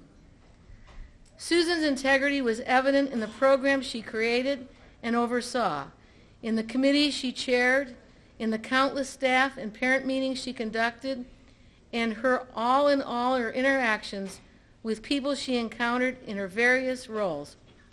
Her integrity was prominently on display in all the choices she made on a daily basis because she exemplified integrity both professionally and personally. Laureen knew this because she has had the great fortune to have had an enduring friendship with her spanning over 38 years. Susan's guiding principles in every decision and choice she made was to do what was best for children. She created programs to meet the special needs of children even before public schools were required to do so, and she constantly sought to improve those existing programs and add new services for Westlake students. She was absolutely dedicated to education in general and to special education in particular. She also just loved people. Even though education has been such an important aspect of her life, if one had to choose just one defining feature of Susan, it would be her love of travel. I envy Susan's love of travel. She has remained a world traveler throughout her life. Susan has been on 6 of the 7 continents, and it has been her goal to see all of the 7 wonders of the world. She only has one remaining wonder to see, and knowing Susan, she'll see it. However, there is one thing Susan loves more than travel, and that is her family. She is a loving wife to Ray, her husband of more than 50 years, and the proud mother of her daughter Audra, who has followed in her father's footsteps as an English teacher. Above all, Susan is a devoted grandmother to her 2 teenage granddaughters, for whom she paused her love of travel to care for them from infancy through their childhood years. When Laureen first began thinking about what to say tonight and what words to use in closing, she wondered how she could possibly describe Susan in just 3 or 4 minutes, which seemed like an impossible task. In the midst of her wondering, she came across the perfect quote to summarize Susan. The author of the quote is Rabbi Menachem Schneerson. She took the liberty of changing the pronouns to she, her, in this otherwise perfect description of Susan's style of leadership during her 25-year tenure in the Westlake schools. A true leader does not seek followers. She wants to teach others how to be leaders. She does not want control. She wants the truth. She does not impose her leadership on others, nor does she take away anyone's autonomy. She inspires by example, not coercion. When it comes time to take credit, she makes herself invisible.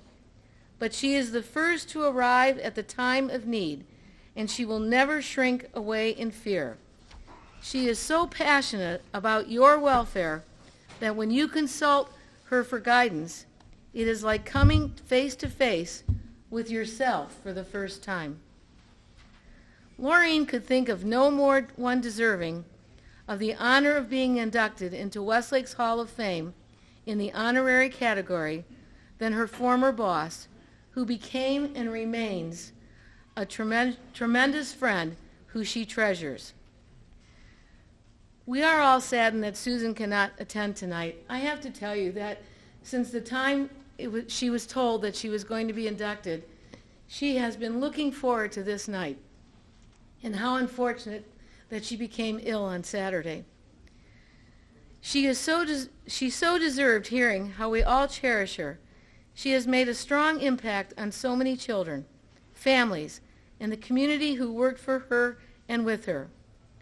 Now I'm speaking on my behalf. I, as a young teacher who worked with her, continue to respect her immensely for all she taught me, for all she did for Westlake, and for the lifelong friendship we have maintained. She made me feel like a treasured teacher and made me feel that I could handle anything that came about. So I'd like to say to Susan, God bless you always, Susan, and thank you from all of us. Thank you. And if Sarah Bernison would head this way, we'll hear from Sarah. Thanks, Mary Beth. I'm going to read it as though I was Susan because I don't want to give up the flavor of what she wrote. I started working for the Westlake schools in August of 1968. The night before school started, there was a beginning of the year party at Lehman's for all administrators and staff. The principals bought the wine, which kept flowing, and I remember at one point everyone got up to do the chicken dance. It was at that time I decided that this was the kind of organization I wanted to work for. The next day, I reported for work at the house on Dover Road, which served as the Board of Education. I had been hired as a school psychologist. Fresh out of my internship, it was the first full-time one the district had employed. There was no room for me to work at the board, as it was a small house that was pretty crowded. I was relegated to the old red brick next door. The secretary I shared in the beginning had her office at the board, so when I needed to see her, I had to run down the fire escape, across the parking lot, and up through the stairs to the back door of the house. The old red brick, which was eventually become the Board of Education, filled up as the years went by. I became responsible for a new department called Pupil Personnel, and Sarah Bernison moved into the office just above mine. We would frequently, it's true, get together and bounce ideas off each other. At that time, special education in Westlake, as it was called, consisted of 2 educationally mentally retarded classes, EMR, one at Dover, one at the high school. Westlake was part of a consortium of West Side school districts consisting of Lakewood, Fairview Park, Bay Village, North Olmsted, Rocky River, and Olmsted Falls. We would meet monthly to discuss common concerns. Kids would get shuttled from one district to another depending on their needs and their age and the disability. By 1975, Westlake housed all the classes, all 7 of them, and we had named it the Adjusted Learning Program.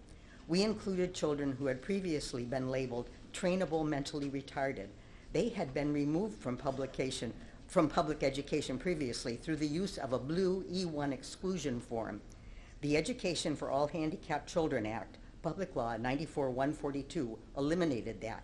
It required that public schools provide a free, appropriate education for all children. As the Adjusted Learning Program had a lot of kids to deal with spread over several buildings, the staff would get together on a regular basis to discuss kids, programs, state regulations, ways to make things better. As socialization was a big problem for those who did not always fit in, we set up family activities program to get as many people involved as we could. We had movie night, end of the year picnics, a regular bingo night. Mike Antonishin made a great MC at our affairs. He was so good. We even won a State Department of Education award for outstanding family involvement.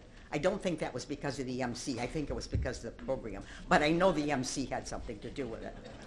Over the years, we added a number of other classes and services for our students.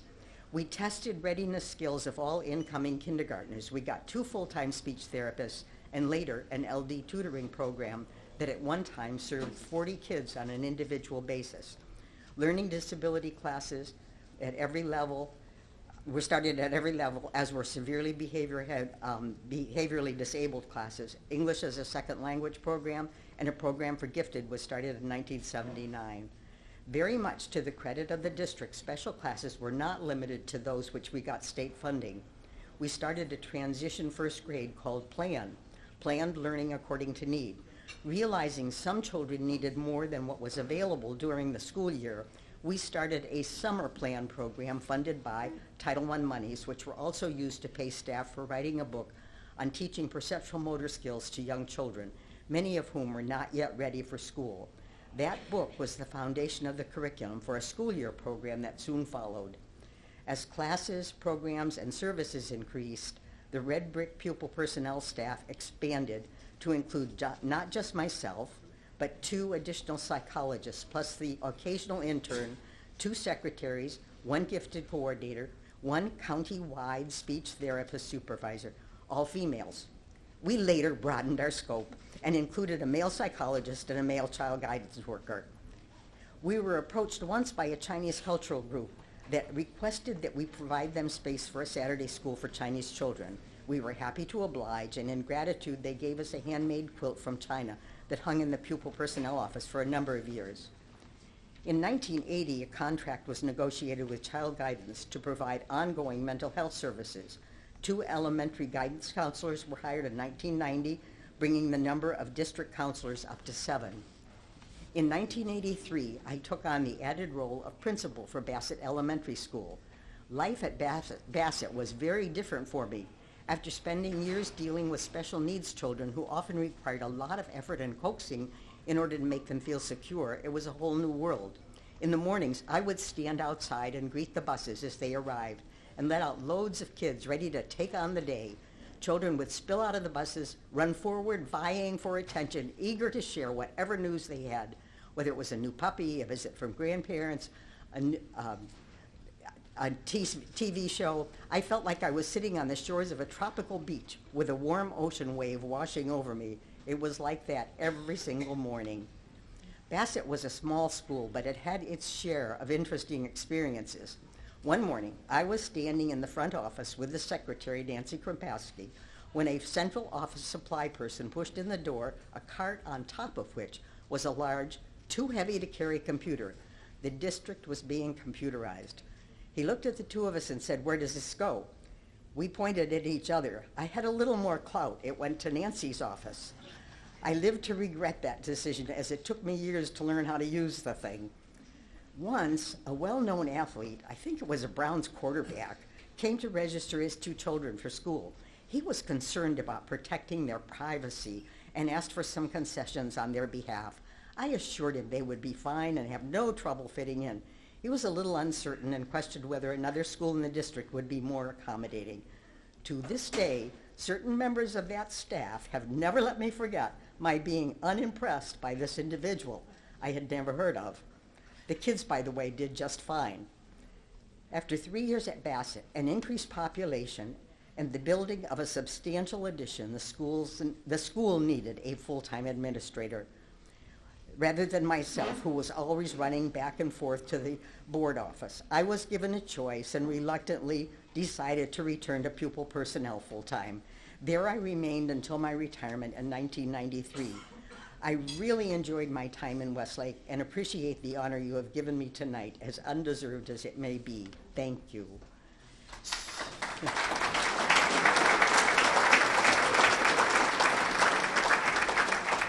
Susan's words end there, but I have to add a few.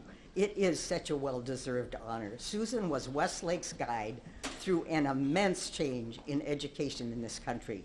The Education for All Handicapped Children Act required schools not only to serve every child, but to develop an individual educational plan for each handicapped student. It also required handicapped student placement to be the least restrictive alternative. Many new handicapping conditions were defined, and Susan mentioned that in the body, the learning disabilities, severe behavior disorders, speech impaired, for example. Public Law 94-142 brought new responsibilities to every educator in the district. Implementation required tremendous preparation and effort. Susan led that process for the Westlake City Schools. Throughout her career, she continued to provide leadership and support to all teachers and administrators as we all worked to better serve all students, including special needs students. I'm really done. A couple of quick comments as we conclude with Jeff Short, which I've been waiting for all night. One is we want to thank Westlake High School TV station, our friends in the back who have videotaped tonight's, and it will be eventually posted so that if you have friends or anyone who wants to watch it, you can watch it there. So I appreciate that. And then we always conclude at the end of the night with the Westlake Alma Mater. So once Jeff gets done, we're going to have Mary Beth and Kevin come up, and we're going to play the Alma Mater, and we'll stand. But I want to call on Jeff Short, a great friend of mine for many years, and a deserving person. And the person who's going to introduce Jeff, let me make sure I got on my list. If you'll come forward back there. It's Kristen. You've been back there? There you go. He's coming forward. And I know he knows the Short family. So Kristen, come up and make the bio. Thanks very much. Hi, my name is Christian Rogers. I'm a senior, and I'm a member of the wrestling team. It is my pleasure to provide the following about our 2022 inductee, Jeff Short.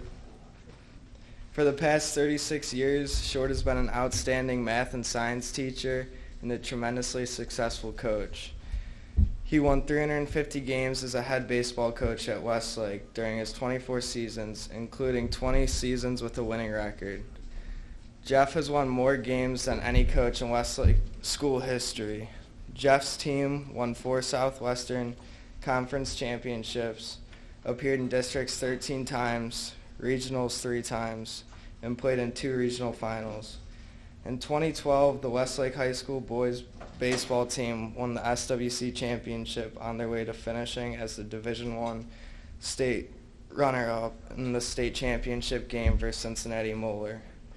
The 2012 season was a Cinderella story in Jeff's last year of coaching, as he had announced his retirement from baseball earlier that season.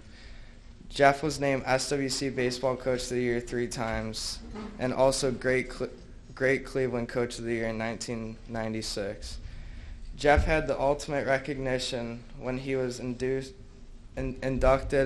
in 2014 in the Ohio High School Baseball Hall of Fame. Jeff and his wife, Julie, have been married for 28 years and have a son, Jason. Congratulations to Coach Jeff Short, 2022 Hall of Fame inductee. It is now my pleasure to provide Jeff's longtime friend, Tim Rickard, who will provide further comments about our inductee, Jeff Short.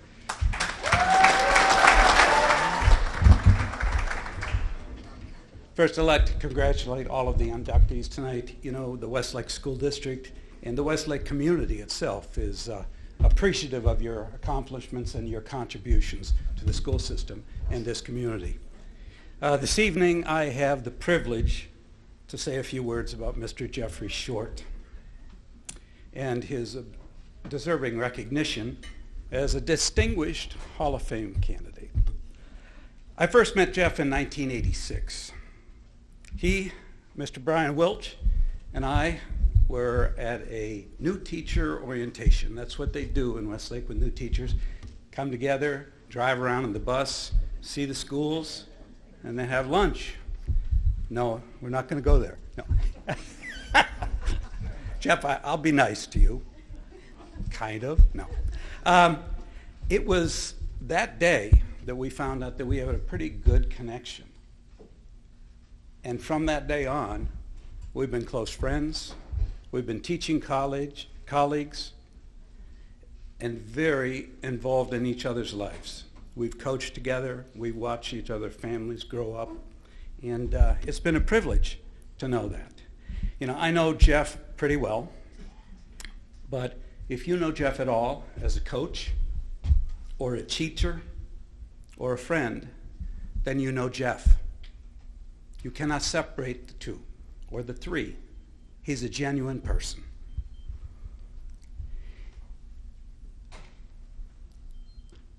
He cares deeply about all of his players and his family and his friends.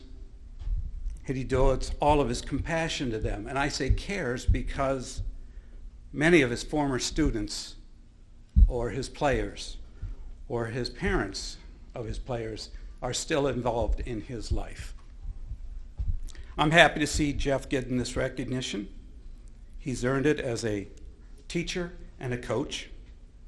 I thought for a while as what's caused him to be so successful. I know that he feels one reason for his success is he's been lucky. He's established a very wide system of support. The system includes his family and his friends and his coaches. He feels lucky that he's had great players to work with, great students to teach, great parents to support him. It's a good community, and he gives a lot back to it. So yes, Jeff, you've been lucky, but you brought the luck upon yourself. His parents, Larry and Janet, have spent many a time traveling to see a Westlake game and support him. He is especially appreciative of his wife, Julie, and his son, Jason. He's my godson, who have been very supportive and have been strong supporters of Jeff. It's quite a challenge to be the wife of a coach or the son of a coach, especially one that's committed to their program. They're gone all the time. If you knew Jeff in the early days, and still, you tried to find him on the weekends, you had to head to the field. Oh, I got to mow. I got to work on the dugouts. I got to fix the fences. I got a boosters meeting. We got to get lights at the field. He was very, very involved. And that's why he built a successful program. He's a year-round coach, and he's very committed. That there are certain few that stand out. They have an it factor. And what is that it factor? With Jeff, he seems to connect with everyone. He connects with his kids, his players, the parents, and his teachers. As an administrator, we always count on those teachers that we know have the it factor. We know they provide a safe landing spot for kids that might need a gentle touch or a little extra reward or recognition, or those that sometimes have a hard time placing them because they've struggled and they've not found success in school. But Jeff is a safe landing spot. He was the place where you could put kids and know and trust that they were going to be successful. So I know Jeff has a lot of accomplishments as a coach, but he's a great teacher as well. Kids enjoy being in his class. Students and parents appreciate what he does. He has a positive attitude, and it's because of that that he's successful. Young athletes today have many coaches as they grow up, but only a certain few coaches have that it factor.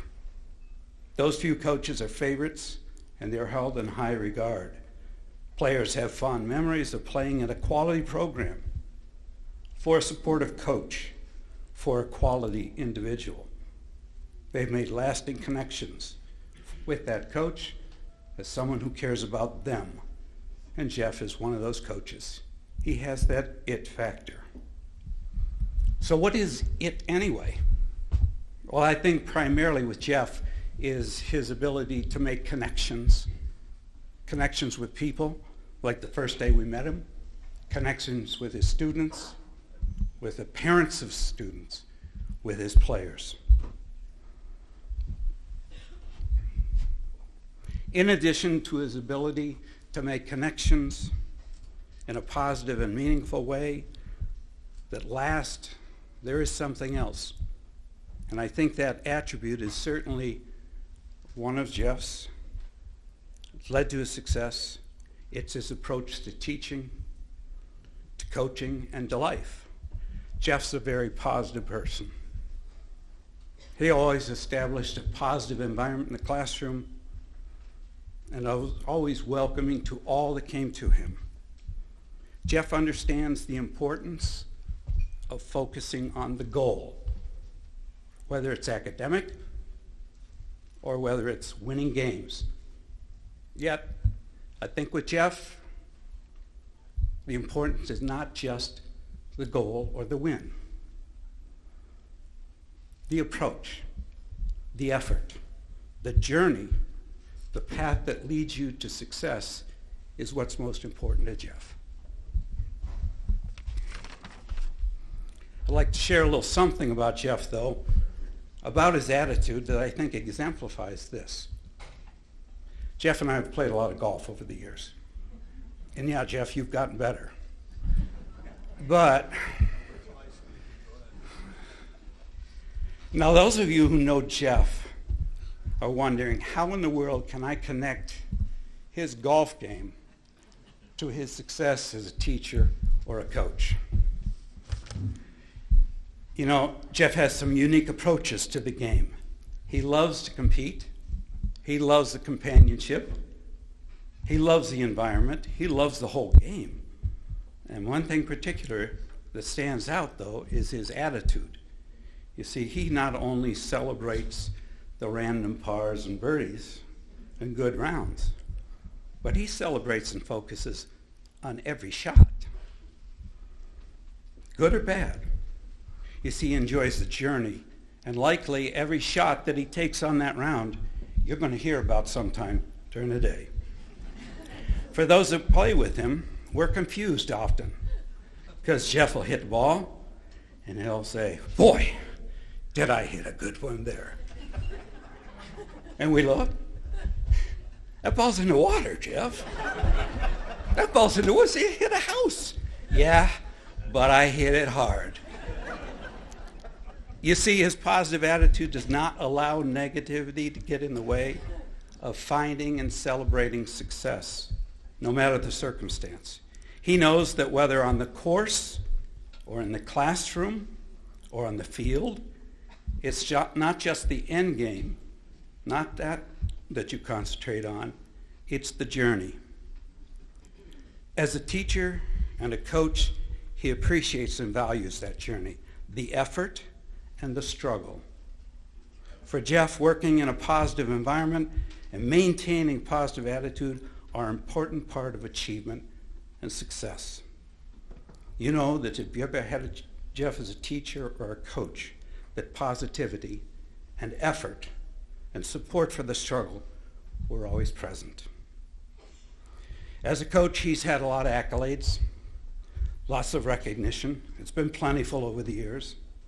We try to keep his head not too big. He's had to buy a few new hats over the years. But that's not what's important to him. He does not focus on the rewards or the trophies.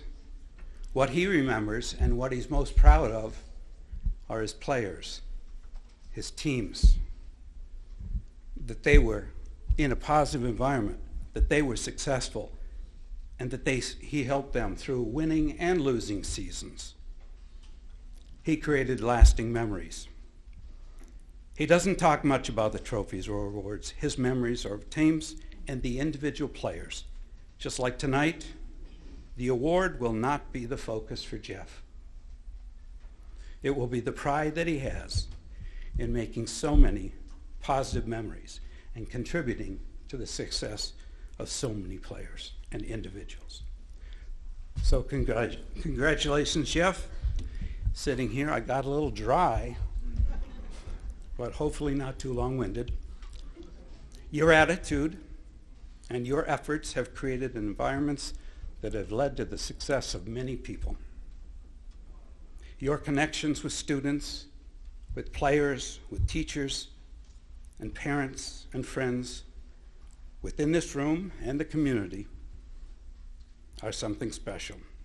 They're something to be very proud of, and please take pride in what you've accomplished and receiving this recognition. With that, Jeff Short.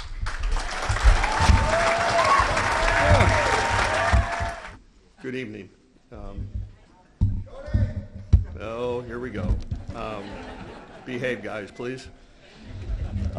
First of all, I would like to give out two special thank yous. First of all, to Christian Rogers. When I heard he was giving my bio tonight, or at least being part of this presentation, the Rogers family and the Dorncott family are very special in my life. I've taught siblings, I've coached Dad, I have coached or taught all the aunts. I'm getting old, geez. And I have taught the uncles. And one of their uncles is one of my all-time favorites. And so thank you for sharing tonight. And then my good friend Tim Rickard. Not one positive thing about my golf game, so we're done. That's the only thing I brag about a little bit is my golf game, because I'm just not that good. But Tim and I have been close for a long, long, long time. And the only time we probably ever not get along at times is on the golf course, because he always beats me. But I'm getting better, believe it or not. Some can vouch for me out there. I'd like to recognize the other honorees tonight. What a great honor. What you guys did for Westlake, what you did for the community. You can be so very, very proud of yourselves this evening. I'd also like to thank the Hall of Fame committee. I know Jimmy's texted me 20 times, called me 20 times, emailed, how does this look, how does that look, how does this look, and your job is thankless. And I know you probably had a lot to do with me getting this tonight. And I thank you, and I thank the rest of the committee. Where's Mike Diamond and Jeff Wang? Are you guys in the hallway, or are you still standing? Well, I was going to ask you to stand up. Here's the deal. If I get long-winded, you have permission to just wave at me and say, Coach, because you know I like to talk, okay? But Mike, do not give me the quick hook just because I beat you in golf last month. And Mike Diamond's good at everything. That's my only claim to fame is I beat Mike in golf. Let me take you on a really quick journey. I was born and I was raised in Archibald, Ohio. It's a town of about 4,000 people in northwest Ohio. If you take all those farm towns around there, everybody comes to Archibald. That's the best school. That's the best sports town. That's where everything's at. They had everything. I'm very thankful to my parents who are here this evening, Larry and Janet. You know, they raised me in that town. And I'm sure there were times and there were concerns how I might end up someday, but Dad, I ended up about halfway decent. I think I kind of getting there finally. But I thank you for all your support and raising me in that great small town community. My sister and my brother-in-law are here tonight. They drove up from Finley. I thank you for your support and always being there for me, attending my games. Thank you.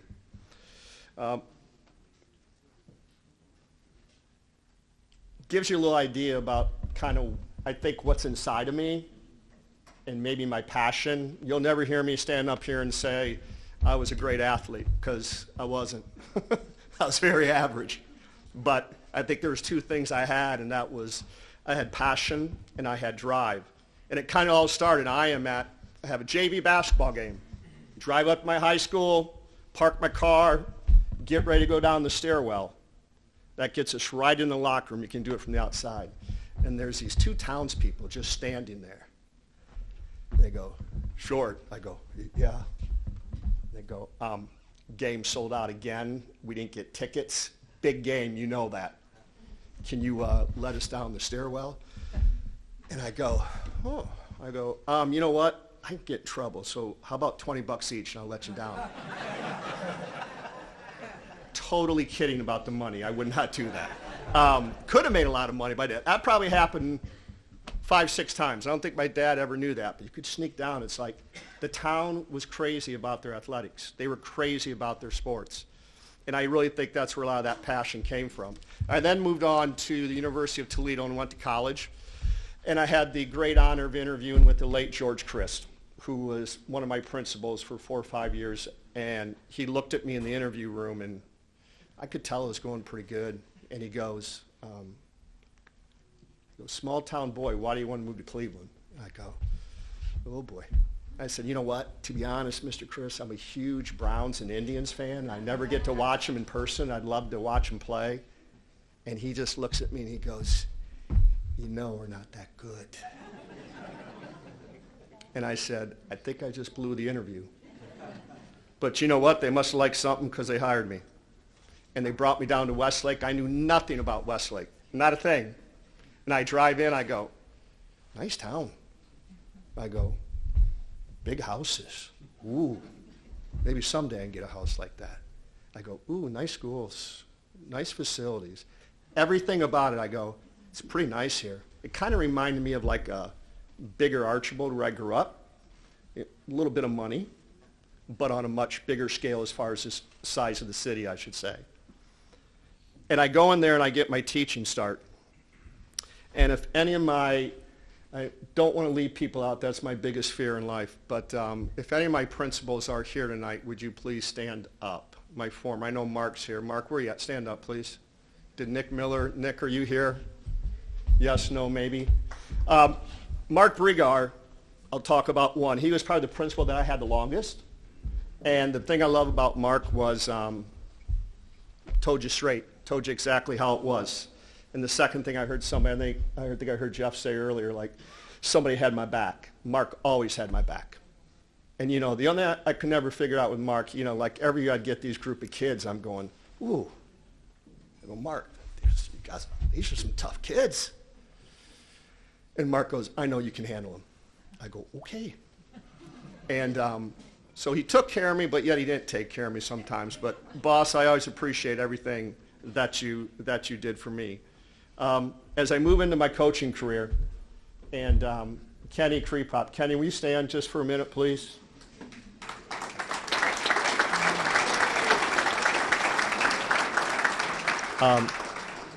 You know, Kenny gave me my start. I was 22 years old. I probably thought I knew everything. And Kenny took a chance on a 22-year-old kid. He says, we're going to start a freshman baseball program. He goes, you want to do it? I go, yeah, let's go. I go, this is what I want to do. This is what I want to do my whole life. And he gave me that chance. He mentored me, gave me the opportunity, helped me in the first few years. And next thing you know, Kenny's retiring, Bill Dull's retiring, and it's like, who's next in line, this 25-year-old?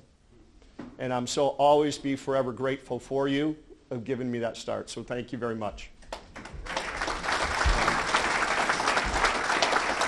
And a lot of people don't know this about me, and I know my baseball guys will make them mad, but my basketball guys are here, and I love basketball. I mean, basketball is like, oh, I knew that was coming. That was my first passion. That was like my love, and I still love coaching basketball. I had the opportunity to coach boys basketball, and then I had the opportunity to coach girls basketball. They're looking at me. Some of my girls that came, I'm so thankful for them. The reason I bring up basketball, Bill Imler gave me my start along with Brian Wilch. And Brian, can you stand up, please? You'll recognize him. He's tall. Go ahead. And Brian, myself, and Tim Rickard, we all came in together. And, you know, you talk about coaching. Why do you coach? Because you build relationships with these guys. I see Brian maybe once every 4 years, but when you see, you catch up and you just, there it is. The only thing I really never liked about both of them, to be quite honest, I'm 22 years old, I'm coaching JV. I was a little intense in basketball. And I'm running the sideline, I'm screaming at refs. I was not nice. I'm a referee now, so I apologize. And I'm doing all these things. And Brian used to always look at me and goes, Jeff, you know, the best seat in the house to coach is sitting down. You get a great look, you know, maybe just think about it. And I'm like going, shh, be quiet. I know what I'm doing maybe. But they used to always, it'd bother them. I'm always standing, always standing. But thank you guys for letting me coach basketball and do those things. I'll keep it going, sorry. People say what makes a good coach. When you're 22, you go, oh, well, if winning is what makes a good coach, that's what makes you good. And then as you get older and you go, okay, well, what happens if you have kids who don't have much talent? What about getting the most out of their ability? I remember just one year, it was regionals, and it's the only thing I'll talk about. One of my teams, where we go to regional finals, we're 20-6. We lost 8 starters, and we lost our top 5 pitchers. And the next year, we were 8-6 in the conference and 16-12 overall. And I thought our staff, our coaching staff, who you'll get to see in a second, did an unbelievable job of getting the most out of those kids. And then as you get older, you talk about relationships. If you look at the coaches, if you coached with me or was part of my staff or coached against me, that's Coach Cheney and Bay. Thanks, Coach Cheney. But if you had Coach Bush, I didn't see you coming late, so sorry. But if you coached with me in basketball or baseball, would all my coaches please stand? Everybody together, please. Everybody together, please stand.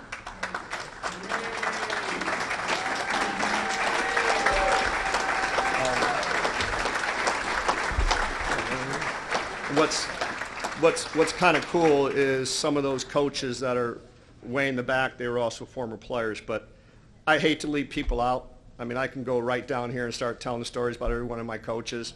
But as a whole, there's people I see now. Maybe I haven't seen in 5 years. But boy, when we connect, it's like old times. It's pretty cool. And I appreciate our relationships, our friendships that we have built over the years. That's pretty awesome. And players, all my former players, please stand. Please, please. And I got some back here.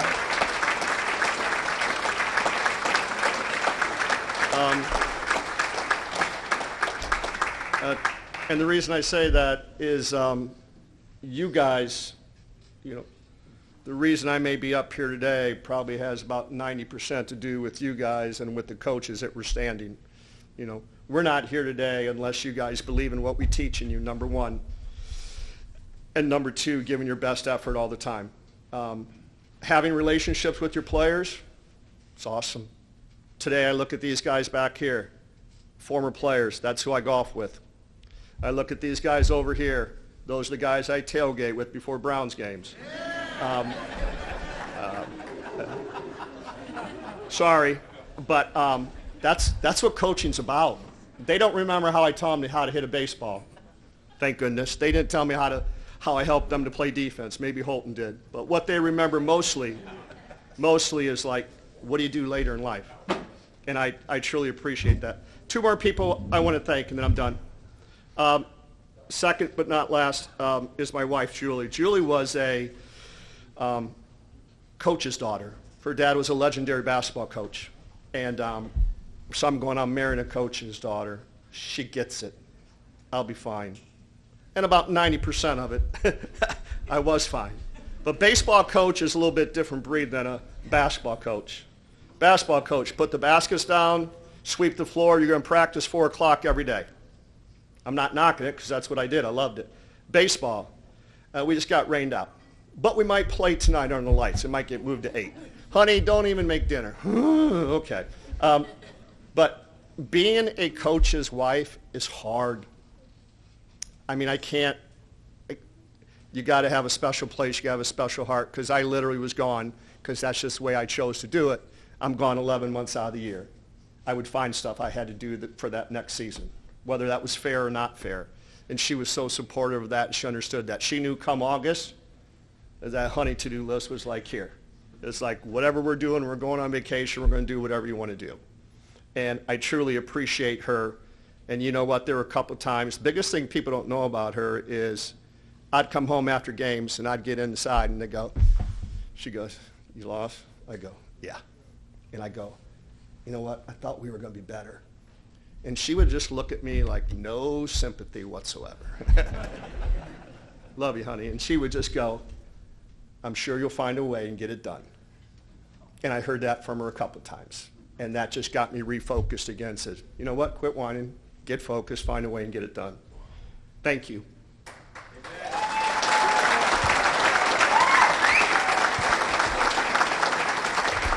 You know, and two things, I'm done. I'm sorry. You know, sorry.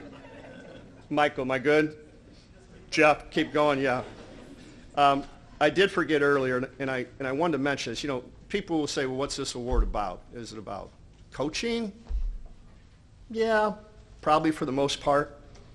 But I will tell you this. I did not want to be known or have that reputation, whatever it is, as someone who just coached. Because to me, coaching and teaching are hand in hand. They asked me many times, hey, come up to the high school, teach math. Good, I got to keep an eye on my kids and keep their butts in line a little bit if I need to. But Brendan always took care of that. He was tired of that, but he took care of it for me. And I said, you know what? I love teaching sixth graders. I love teaching 12-year-olds. And I hopefully my principal, Mark, can vouch for me, but I took a lot of pride in my teaching. And that was extremely important to do both of those and do them the best I could. Last but not least is my son, Jason. You want to stand? No. You can stand, buddy. Go ahead.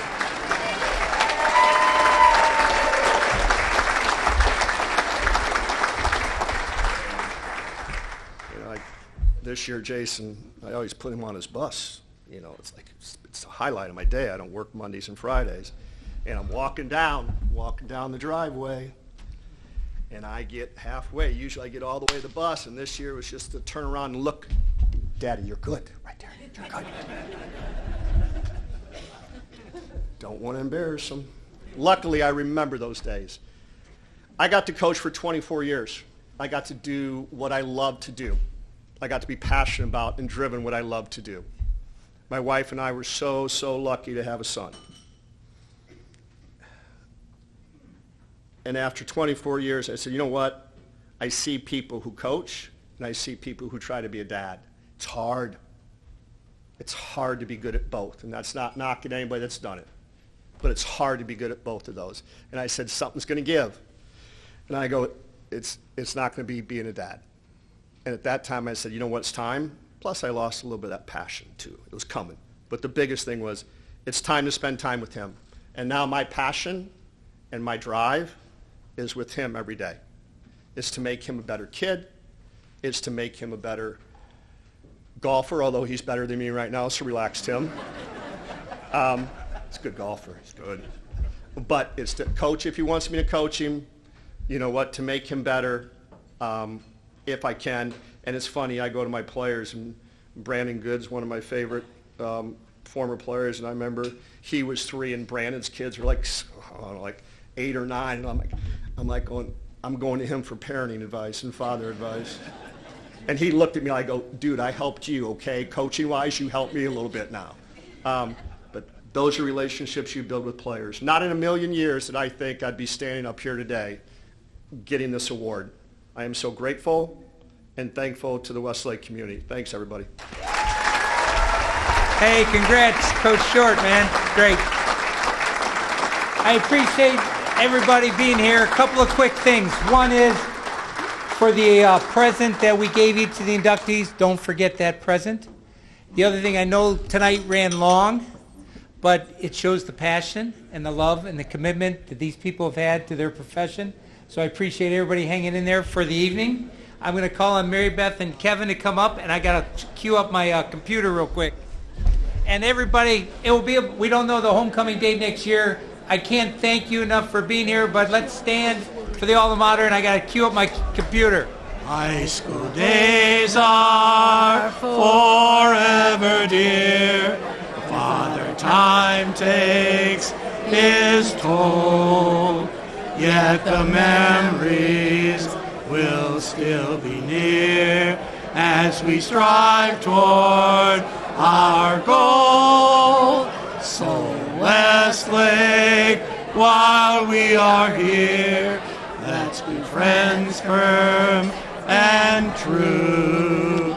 We'll all be faithful, dear alma mater, for we'll always be part of you. Ding, ding, ding.